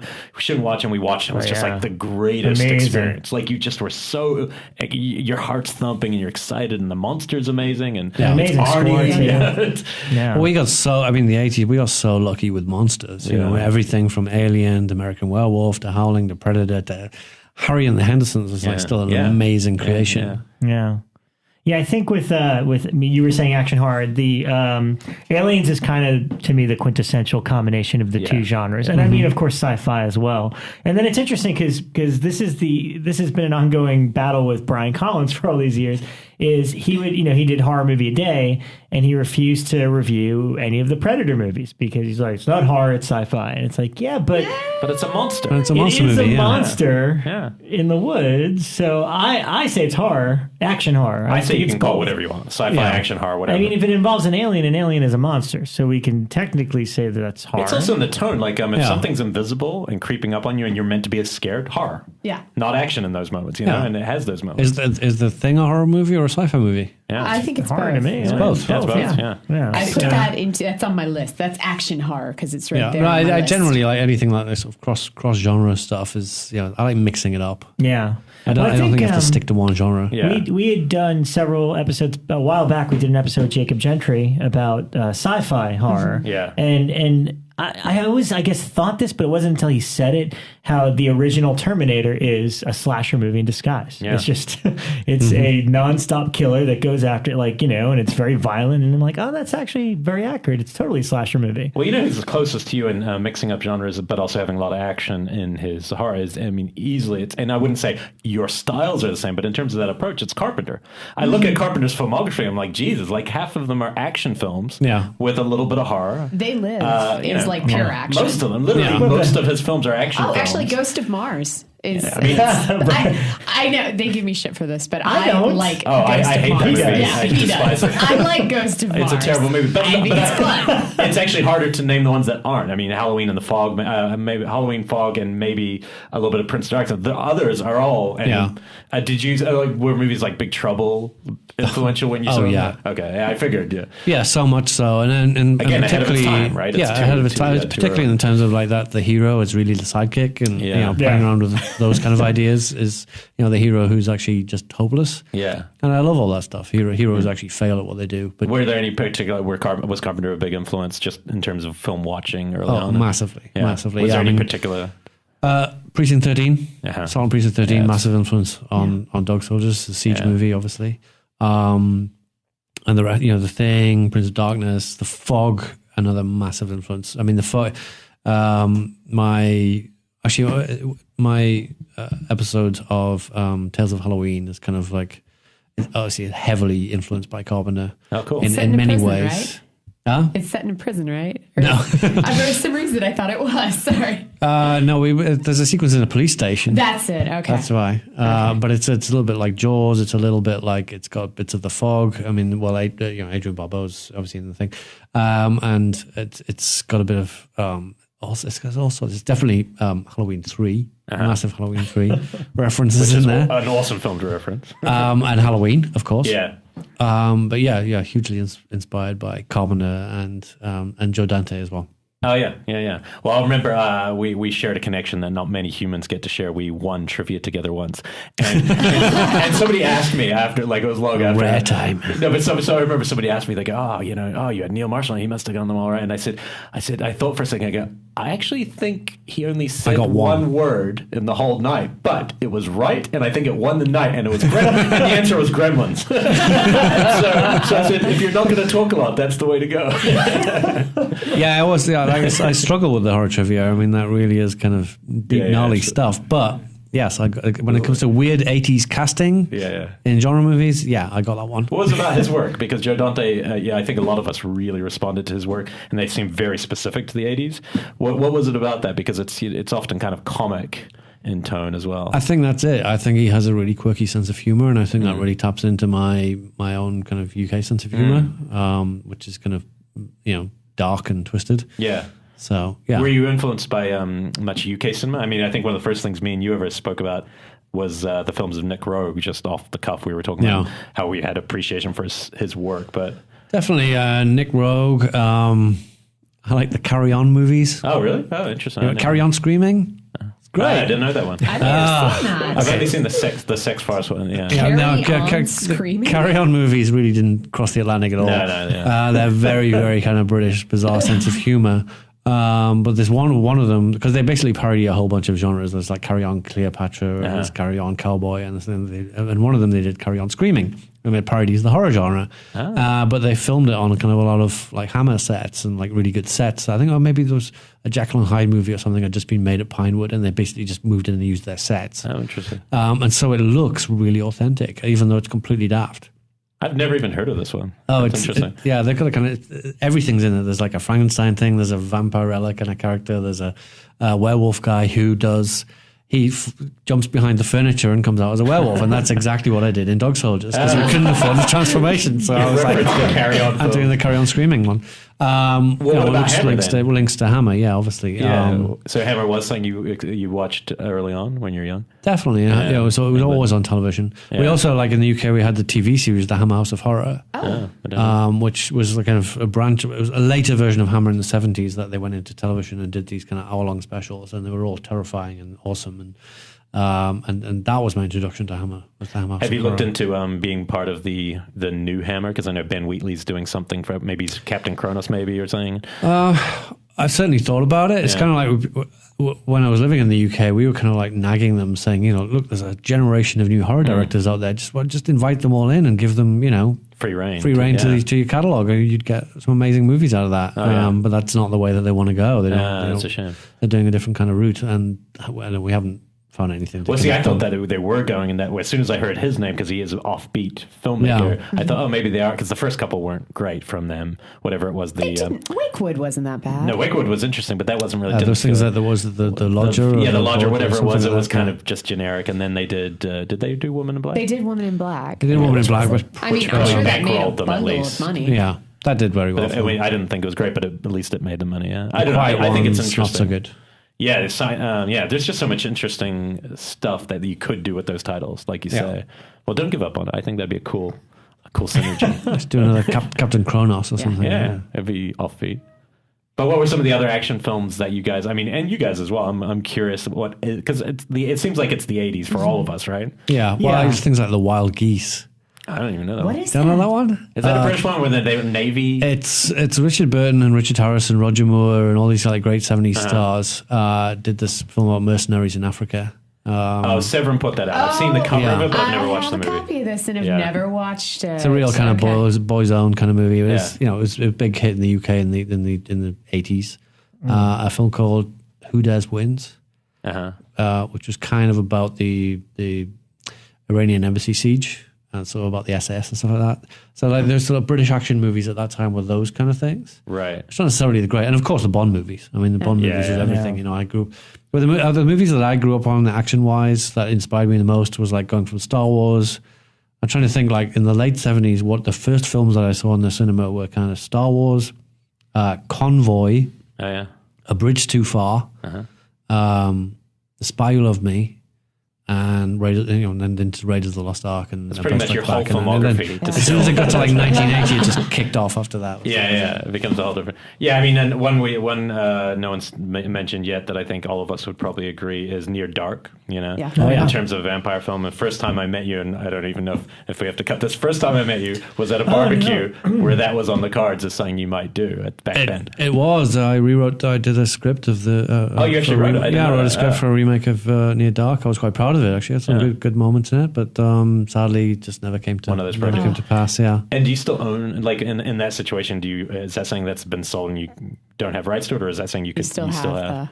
Control I don't know. I think if they made it, they'd have to involve me or pay me off or something like that if they wanted to use that script. But I don't think that I own the script that I could do anything with it because it's still Near Dark and it has to, the rights. All I remember was you were talking about how you had to go to Canada and you needed an actor, and I kept saying, "Oh, that guy Stephen McHattie, Lance Henriksen, like the guy from Pontypool, and he's Canadian." Yeah. That's all great. He was good. That was it. We were going to try and shoot it in Canada. I wanted to shoot it in the US, but I was going to shoot in Canada, but. Sadly it just never came, and it's a tough one because it's such, trying to base this. You're trying to do a new version of a script, and you're given the old version, the old script, which is absolutely incredible. Yeah, Eric Red. It's almost like a flawless script. Yeah, there's Catherine Bigelow, Eric Red. Yeah, great script. It's basically a western. It's a western with vampires. How can I improve upon this? Well, you can kind of only add to it. We don't really improve. You can update it. I mean, I think there are a lot of people the generation below us will be far less familiar with Near Dark. Yeah. I think that film will not. Well, I managed to. I added a bunch of stuff in that I was really proud of. I had a bunch of vampires doing a robbery on a blood bank. Yeah, cool. So they became bank robbers. Bank robbers, that's fun. Things like that, but doing it in daylight with welders' masks on and stuff like that. That was kind of fun stuff to do. And 30 Days of Night might be that a little bit. Like 30 Days of Night to some people might be like a modern version of It's not nowhere near as good. See, I put those definitely into the action film. Oh, yeah. No, 30 Days of Night feels like an action film. Yeah, I know, and I had included the shootouts and stuff like that were in Near Dark as well. Yeah. I also included that the scene I've written twice in 2 scripts that's never been made. One was in Near Dark, and one was a script I wrote years ago. Something that always bugs me is people who talk in the cinema.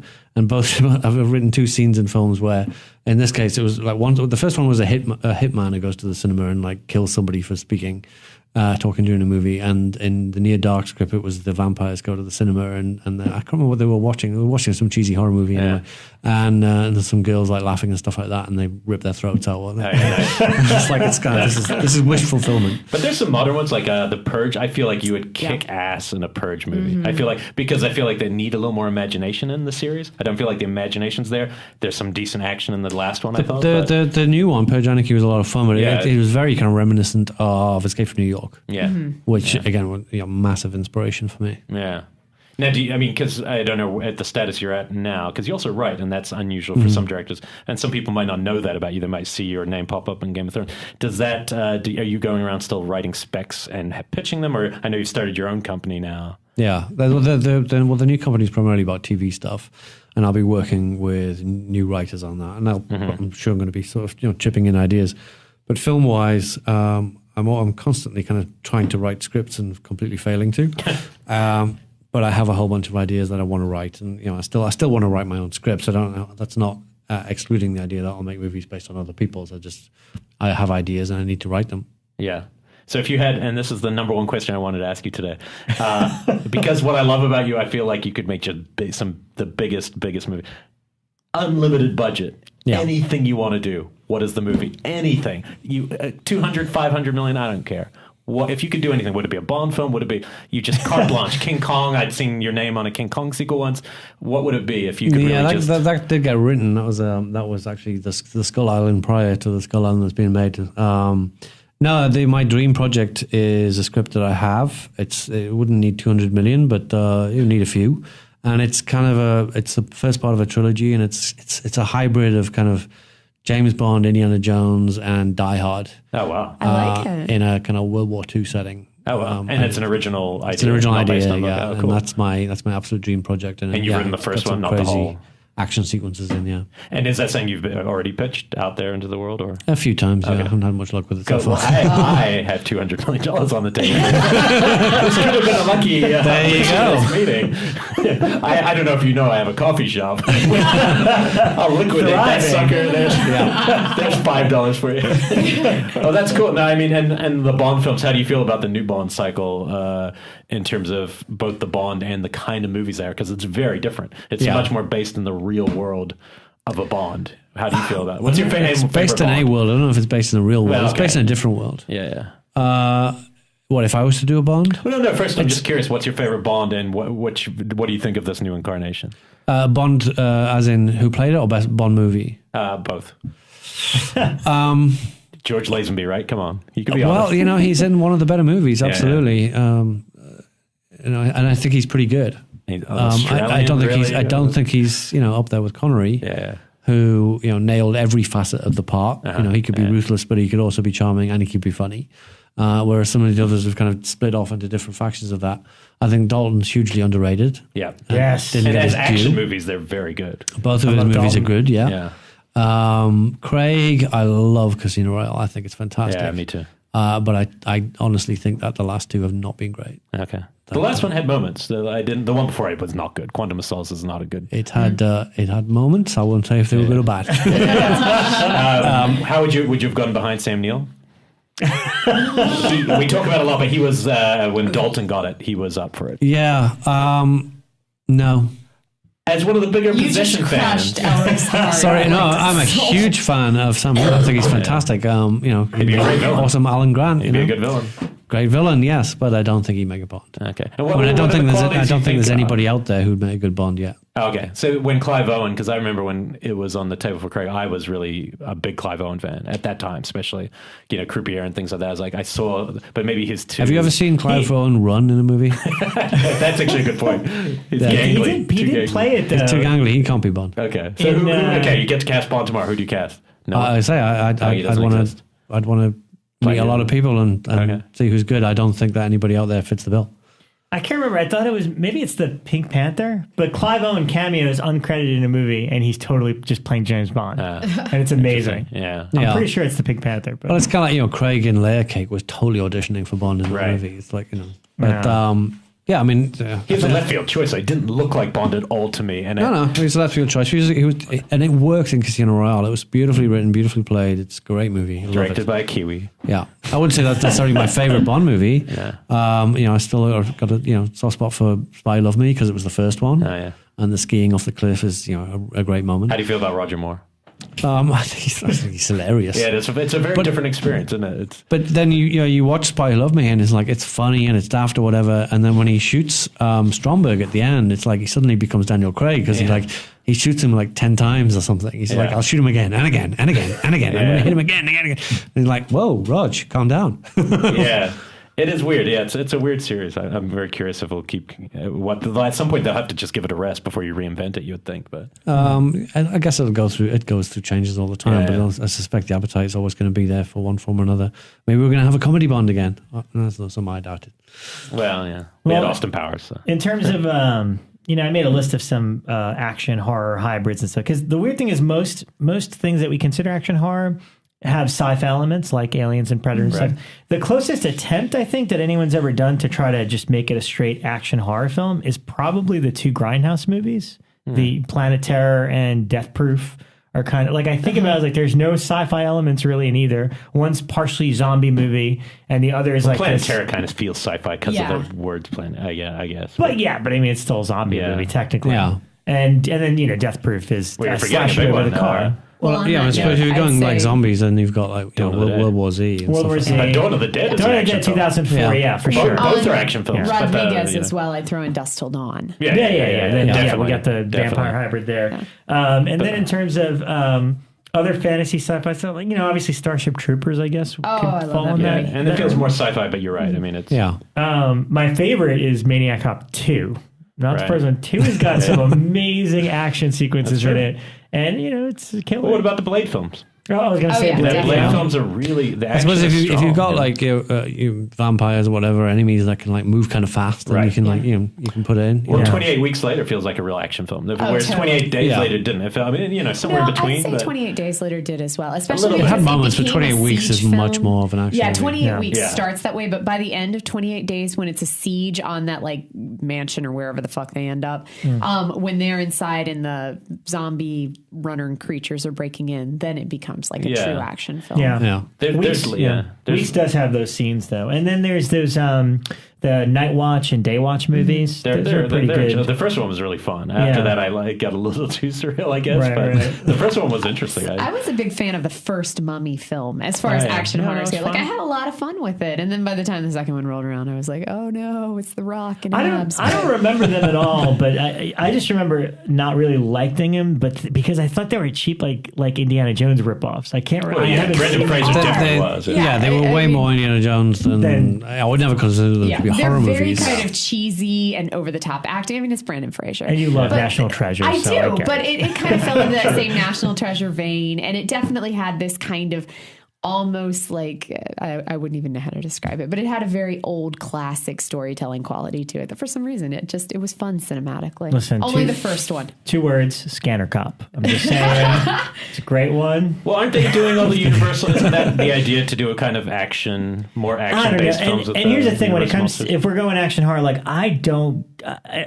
I don't get the Underworld movies. I don't get Resident Evil. I don't get what Dracula Untold and what this new version. I'll tell you one thing about those films. I've watched most of them, and I don't like many of them. The first one of both of them I thought were decent. I thought the first one was decent. and the first Resident Evil. I actually like the first. Yeah. But what they do is exactly the opposite of what I was saying. I liked in Neil's work and CJ. The space stuff. They're just action sequences. The cutting of them is just to make the pacing faster. It doesn't feel like there's ever an integrity to the scene. It just doesn't seem like it's thought out that way, and I think that is a problem. You know, well, I know in Underworld, it's just like, I think I tried watching the first one, and it's just like whatever their version of werewolves and vampires are. I'm like, no. Yeah, it's supposed to be a very kind of classic romantic version of werewolves and vampires. No, they're fucking monsters. Yeah, but if you're a 16-year-old girl, it's kind of nice to see. And that. I'm not. So it also depends. It's the old argument of like whether how much stuff is done CG and things like that. As to that's a big part of it.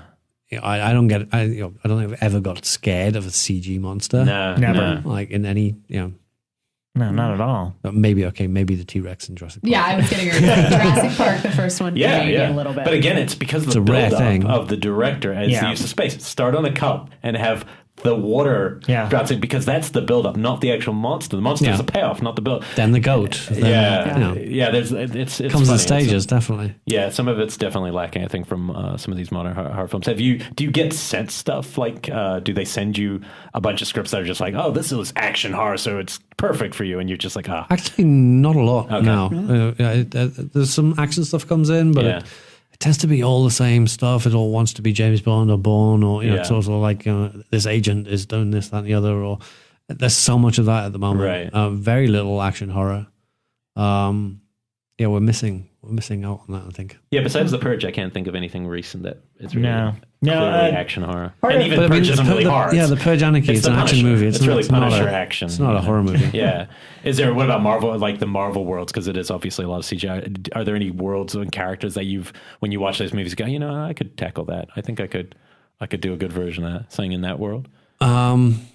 No, because if I say anything, I'll end up being quoted. Okay. What happened last time with directing. Are you a comic book guy, or did you grow up as not really. more of a movie guy? It's always been movies with me. I never read comic books or whatever. But no, last time I was asked this question, and I said, wouldn't it be cool to do a Black Widow movie? And it was suddenly like on the front page of Variety. Marshall is like Black Widow movie. It's like.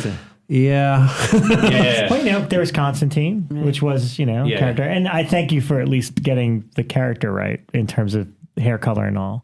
And you were telling, that's an interesting country of origin. Country of origin. We worked hard to push that through, but luckily David and Daniel, the two showrunners, were adamant about that as well. It was very important to go back to its roots and get that right. Well, the thing I love about, and maybe we can delve a little bit into when you're working with other people's characters, like characters you didn't create and stuff. But like, obviously, the other prominent thing about Constantine is he smokes, and that was like a big no. Yeah. But then, as the series progressed, he just kind of like walked on a frame while smoking a cigarette and all that. I think, that was, I don't know. From the pilot onwards, it's a massive play. This he's a cable character on a network show. Yeah. And so it was always like trying to put a round peg in a square hole. It's just or a square peg in a round hole. It was always like not going to work somehow. And from the very pilot, what I did was I started scenes with him stubbing out a cigarette, or end scenes with him putting in a cigarette, and we filmed all this stuff, and it got. In the edit, it gets trimmed, and so barely any of that's there. And then in the next episode, a little bit more was there. And then in the next episode, a little bit more. And so when I came back and did what ended up being the 6th episode, I did a scene where he's just sitting there and the cigarette's hanging out of his mouth throughout the whole scene. And he's not actually taking a draw on it. Mm-hmm. So it's just there. And somehow they got away with that. And they kept on going. And, even when I wasn't involved anymore, they kept on going with that. And so literally by the end of the series, he's just light up on camera. He's like, whatever. So it's like, but as you say, it's a massive plot point, which sadly, we're not going to get to explore anymore. I can't ever believe Hannibal's on network normal TV. Like that's the one show where I watch and go, how is this not Showtime or something? I have no idea. When I watch an episode, there's moments where I'm like, it's very cleverly done though. It's like you actually don't see any nudity. Right. You don't actually see people get killed very often, or if they do, it's like it's cleverly. They're very good at manipulating the network. Very gory. Very gory. The actual but blood isn't the problem. It's kind of like when we were doing Constantine. It's like he he can shoot somebody in the head, but he can't smoke a cigarette. Yeah, So it's so bizarre. the blood and stuff was never a problem. It's other stuff. Yeah, the closest I think Hellblazer or Constantine would have had to have been done in, like you said, on cable, because I feel like the closest we'll see will be what they do with that Preacher comic, because Preacher, that's the same thing. If that was done now, it just would never work. Right. Yeah, but if they do it right and have full reign of cable, but it's AMC, so AMC somewhere in between. Well, right? there's something else that I'm trying to get started, which is a similar-ish character to Constantine, and it equally kind of well-known in his own right, that I'd like to do as a TV series, and it would for me, it would like Constantine would kind of be a rehearsal for this to do it right. So you're directing the new Black Widow film. You're directing the Black Widow film. Holy cow! There you go, Black Widow. We got back to that. Yeah. Jump from one to the other. I'm also just curious, like when you're watching stuff now, like obviously you keep an eye on what films are being made. Are you still as interested in, say, horror stuff, and obviously being part of Tales from Halloween, which I don't know if we've really talked about much. Just a little We've bit. talked about, because we've had a number of the filmmakers on. We have, we but I need to think- talk about the it actual- more. Well, no, but I feel like we had them before it was really done. I think hardly Yeah, anyone. now we're a lot closer. Yeah, so maybe let's start with that. Like, I mean, because this is a project where you've had to get a lot of not just friends. Some of them aren't your close friends. Most of them are people you know, but it's an assortment of some up and coming and some established horror filmmakers. Yeah, I mean, well, look, it's a thing of we've only lived in LA for 2 years, Axel and I, but we've been coming here for quite some time and getting to know all the wonderful people here that become our good friends, and weirdly, it kind of took Axel to sort of like sit everybody down one day and say, let's all make a horror film together. That nobody really. And where did you do that? I'm more curious about where you were physically. And I don't, I mean, just like physically, where were you when you planned this? Where were you when you had meetings with a group of horror directors? I'm just curious. A lot of this happened at the Jump Cut Cafe. Okay, so can you splice that? So that's where things happen. So in Los all the action happens at the Jump Cut Okay, Cafe. good. That's all I need. And so, End of the interview. All important business movie meetings in LA happen at Jump Cut. There we go. And this took place in a few days. Like Axel came up with the idea, said, let's do an anthology movie. And obviously, things have changed over the past few years. Anthology movies have suddenly become back into the forefront again. We've had ABCs, we've had VHS, all this stuff. And it was like, suddenly it's a viable proposition. So it was like, okay, she says, let's do an anthology. Let's, us as all friends, all chip in and do an episode. What should it be about? I know, let's make it about Halloween. We all love Halloween. Great. Everybody's on board. So like within a day, we had all the directors. And then, like 2 days after that, we had a meeting with Epic Pictures, and they'd agreed to finance the whole thing. And basically, Axel put the whole thing together from start, and has been producing the whole thing ever since. It's just been a complete. Awesome. And as I say, it's not going to say it hasn't been a dream, because it's like dealing with one director for a producer has got to be hard enough. Dealing with 11, Right. It's tough work. And it's still low budget, because you're probably part of the pitches. You don't only need so much for each story, so it's not as much as a big feature.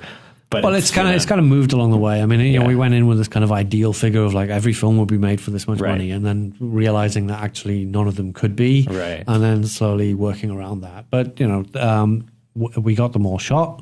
They are all awesome, and they're all and we're close to like tying everything off now. This week, next week, it'll be all finished. And it's been quite a long process, but we're really happy. There's 10 really cool films. It's a really cool anthology.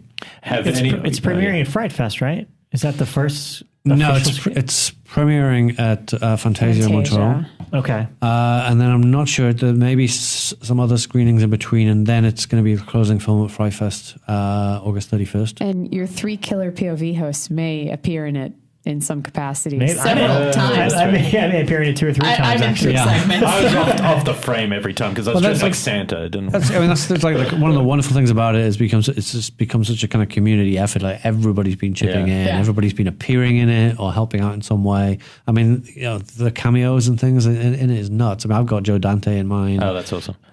John Savage. All the other directors appear in mine pretty much. And then there's like John Landis and Stuart Gordon and Mick Garris and fun, people like that. And my daughter is the cutest fairy princess ever she in the entire world. She gets a big scene. Yeah, she's kind of featured. Oh, She's and awesome. you had Drew Struzan in yours too. Yeah, as the sketch artist. That's the weirdest thing. Of Amazing. like, for all the movies that Drew Struzan, and if you don't know who Drew Struzan is, he's like the most famous movie poster artist ever, and is the most brilliant. and nobody invited him to be a cameo in the film before. And so I was like, and I kind of got in touch with him through some friends of ours. And he said yes. He said he'd come and be the cameo as the police sketch artist. Can you get him to do the poster for the movie? Well, that'd be the trick. He did the sketch of the killer fantastic. pumpkin in mind, but and so I got the first Juice Jews and cameo. When you start watching the films, because obviously you knew all the scripts in advance, but did any of them really surprise you? Like, wow, they really went in an interesting. Were there any that just personally as a fan, I guess, of films that surprised you? I think it would have been a nice experience, but I guess being so close to the process, right? And because we all were like very close to reading each other's scripts and giving each other notes and stuff like that. So, and then we were all on set with each other's films. Oh, you were okay. And so that's different. So I've edited mine and Axel's and other, but I've seen them being pieced together one by one. So I guess there's no real surprises, right. Except I don't know. It's just more of an overwhelming, pleasant surprise that everything's coming together so beautifully, and it looks really polished and cool. And that's going to be, for most people, it will definitely be out before Halloween, right? Was the idea to lead into Halloween? Yeah, I believe October 16th is the release date, but I couldn't tell you exactly where right now. Wow. It's in the works. I want to have all 10 of them on the show. There's gotta be like a huge... We were trying to come up with an idea to do. Did we want to have like them all waiting out there in two at a time? Yeah. Lucky would be the hardest, right? Because he doesn't even live in. Yeah. And he was a later edition, but Lucky's such an interesting film. I'm really glad he's in there. I'm anxious to see his segment. What he did with it. Yeah. I mean, each of the directors have like turned in like some really awesome work. It's beautiful. Excellent. And now, is there post that? What's Neo World right now? Is it a film or TV more right now in terms of what you're? It's a little bit of both. I've started a company with my former agent to produce and direct TV work that we're going to develop TV projects, and that that's kind of come out of me working in television and thinking I want to have more creative control over it. And I've always got lots of batshit crazy ideas, so it's finding the right people to get involved with those and make those happen. So that's an ongoing thing, and still just looking for next film, the next feature. Yeah, I'm chasing like 2 or 3 projects at the moment. One of which is the Troll Hunter remake. Kind of attached to like for quite an English a while. language version. Is that the idea? Yeah. Oh, cool. Nice. Yeah, it's different enough from the original to make it worthwhile, I believe. Yeah. Yeah, and I feel like not everyone saw it. So I mean, well, there's that. This isn't going to be found footage. Okay. So fingers crossed we'll get that off and running. Yeah. If not, there's another a horror script that I've written, which is my first horror script since The Descent. Oh, we're for this already. So Do it. Hopefully, going to be shooting that in Canada in the new year. An original idea? An original, yeah. Oh, cool. And one of your scripts, you wrote it? Yeah. Oh, awesome. What was I'd like to see that. There was a project you had for a while set up with Sam Raimi, maybe. Was it called Burst or something? Oh god, yeah, that died a death a long time ago. Oh man, that's a that shame. was just At least you got to meet Sam. classic. Yeah, it's sad. It's just a classic victim of development hell. It was just we spent ages getting a writer, and then spent ages waiting for a script, and then the script turned out not to be so good, and then it just kind of died after that. Wow. So. As a writer, director, is it easier just to take the reins yourself and go, I'll just write this myself? Because, absolutely. Yeah. But it tends to be, what I've found with projects like that is that they don't want to give the director the writing duty because they lose control over it. Yeah. So, wow. When it would save them time and money and effort to let them, just let me get on with this. Yeah. No. Well, we're going to keep badgering you to do a live read of one of your scripts at Jump Cut. Maybe you can get permission to read the Near Dark script. Because that would be fun. That would be amazing. You'd have to get permission, though. That's the hard part with the movies that have attachments. That could be interesting. Not if we don't. Well, I don't know. I don't know if it's attached to anyone or anything. I could find out. That would be fun. Holy smokes! Especially if you can't ever shoot these scripts where you can't actually make them. It's like, well, what else happens to them? They just die somewhere, and it's like, no, but you could perform them. Yeah, it's like perform it, fully cast it. That'd be fun. I planted the seed. That's a thought. Yeah, because I was thinking about something else. I'd like to do it, definitely. I'd like to come and see a couple done first. Well, no, you had a very good concern for anyone. They've heard us talk about these, but definitely horror comedies and stuff with a bit of humor have always played the best. But when I thought about some of your work, I'm like, if there's long action sequences, that would be tough. It's full of stunts. How do you do those in Jump Cut? I don't know. No one's really ever nailed how you would. How do we do the big climax where Jump Cut explodes? Yeah, exactly. But anyway, this was awesome. I'm really glad you came came on. Yeah, man. A lot of fun. Yeah. Hope it's been of use. Yeah, no, of course. Yeah. Of course. Yeah. And we will be, I'm not sure who we're going to do, what we're doing next week. Yeah. We'll figure it out. We'll comes figure in. it Things are a out. little wacky with Comic-Con. Becca's going out of town soon. We're trying to schedule our shows See up, me at the what are you going Scares to? That CareCon in Virginia. When's that? It is the last weekend of July, I think. I think it's like July 24th. Pretty psyched. Should And be if you're a fun. screenwriter living in LA and you're one of our listeners, it's going to be tight, but we have a yes. 2-part Larry Cohen screenwriting workshop, which is, I'm going to honestly say this is the coolest thing in the 3 years of Jump Cut's existence, because he wants to do this. This isn't a pitch from me. Larry Cohen had so much fun doing his live read that he contacted us. They're also going to get B-roll for this documentary on him, but he wants 40 to 50 people we're going to have who are all, some will be industry writers, some will be young people wanting to. I want it to be a diverse group. And then the first one, he's going to kind of just talk about screenwriting, and then he's going to give some sort of homework, and then the second session the next week he wants to tweak work, and this is the kind of thing you don't get an opportunity like this. So it'd be really cool if we could include a couple of our listeners who aren't necessarily Jump Cut regulars, but people who listen to this and want to be writers, because Larry's a pure writer. He's a great director. He's made some really fun movies, but we're talking pure writer as in he can write himself out of any hole, and he always talks about it. He goes like, "There's no issue. There's nothing that can happen that I can't write my way out of," because that's what I am. His I'm a writer. process is And fascinating. I love that. Yeah, and he had some really interesting words of He's wisdom. the only guy that doesn't have like any sort of outline or any Nothing. plan. He just Nothing. writes. Yeah. I just finished reading the Walter Mirish's biography of the Mirish Company, and he talks about hiring Larry for his first jobs in the 60s when he was doing The Return of the Magnificent Seven. Yeah, the and things TV. like He that. was doing a lot of TV, Yeah. live TV and stuff like that too. It's just fascinating, talking about Larry Cohen. Even the live read script that Larry Cohen did there, the one that was set in the movie theater, it had so many parts. Like, it was dated. You could definitely tell that he had written it in the 80s, but it was still just so cool. He's a guy who you can tell who never met an idea that it wasn't worth exploring. The idea is worth giving a shot and throw. But yeah, he said some things that even in the short thing really kind of lit your mind. I mean, he's somebody who wants to write the next day because he wants to know where the story's going, not because he has pages to turn in. Right. And I think that kind of sense of wonder, if you can tap into that, we'd all be better off. Well, I love his story, how he got together with Bill Lustig and they were just batting around ideas, and he said to Bill, he's like, "Why don't you do a sequel to Maniac?" And he's like, "No, I can't do that. Maybe Maniac Cop." And immediately Larry Cohen's like, "You have the right to remain silent forever." That's it. That's the poster. They didn't have a movie yet, but they had the title and the tagline. Yeah, that's So- pretty darn cool. So anyway, hopefully, Neil, you can come to that. That'll be fun. Thank you. You're invited. All right. Thanks so much, Neil, for coming on. We really appreciate it. Yes. And we will have you on Thank again you. at some Good point stuff. again. And thank you so much, guys. We'll see you next week. Take care.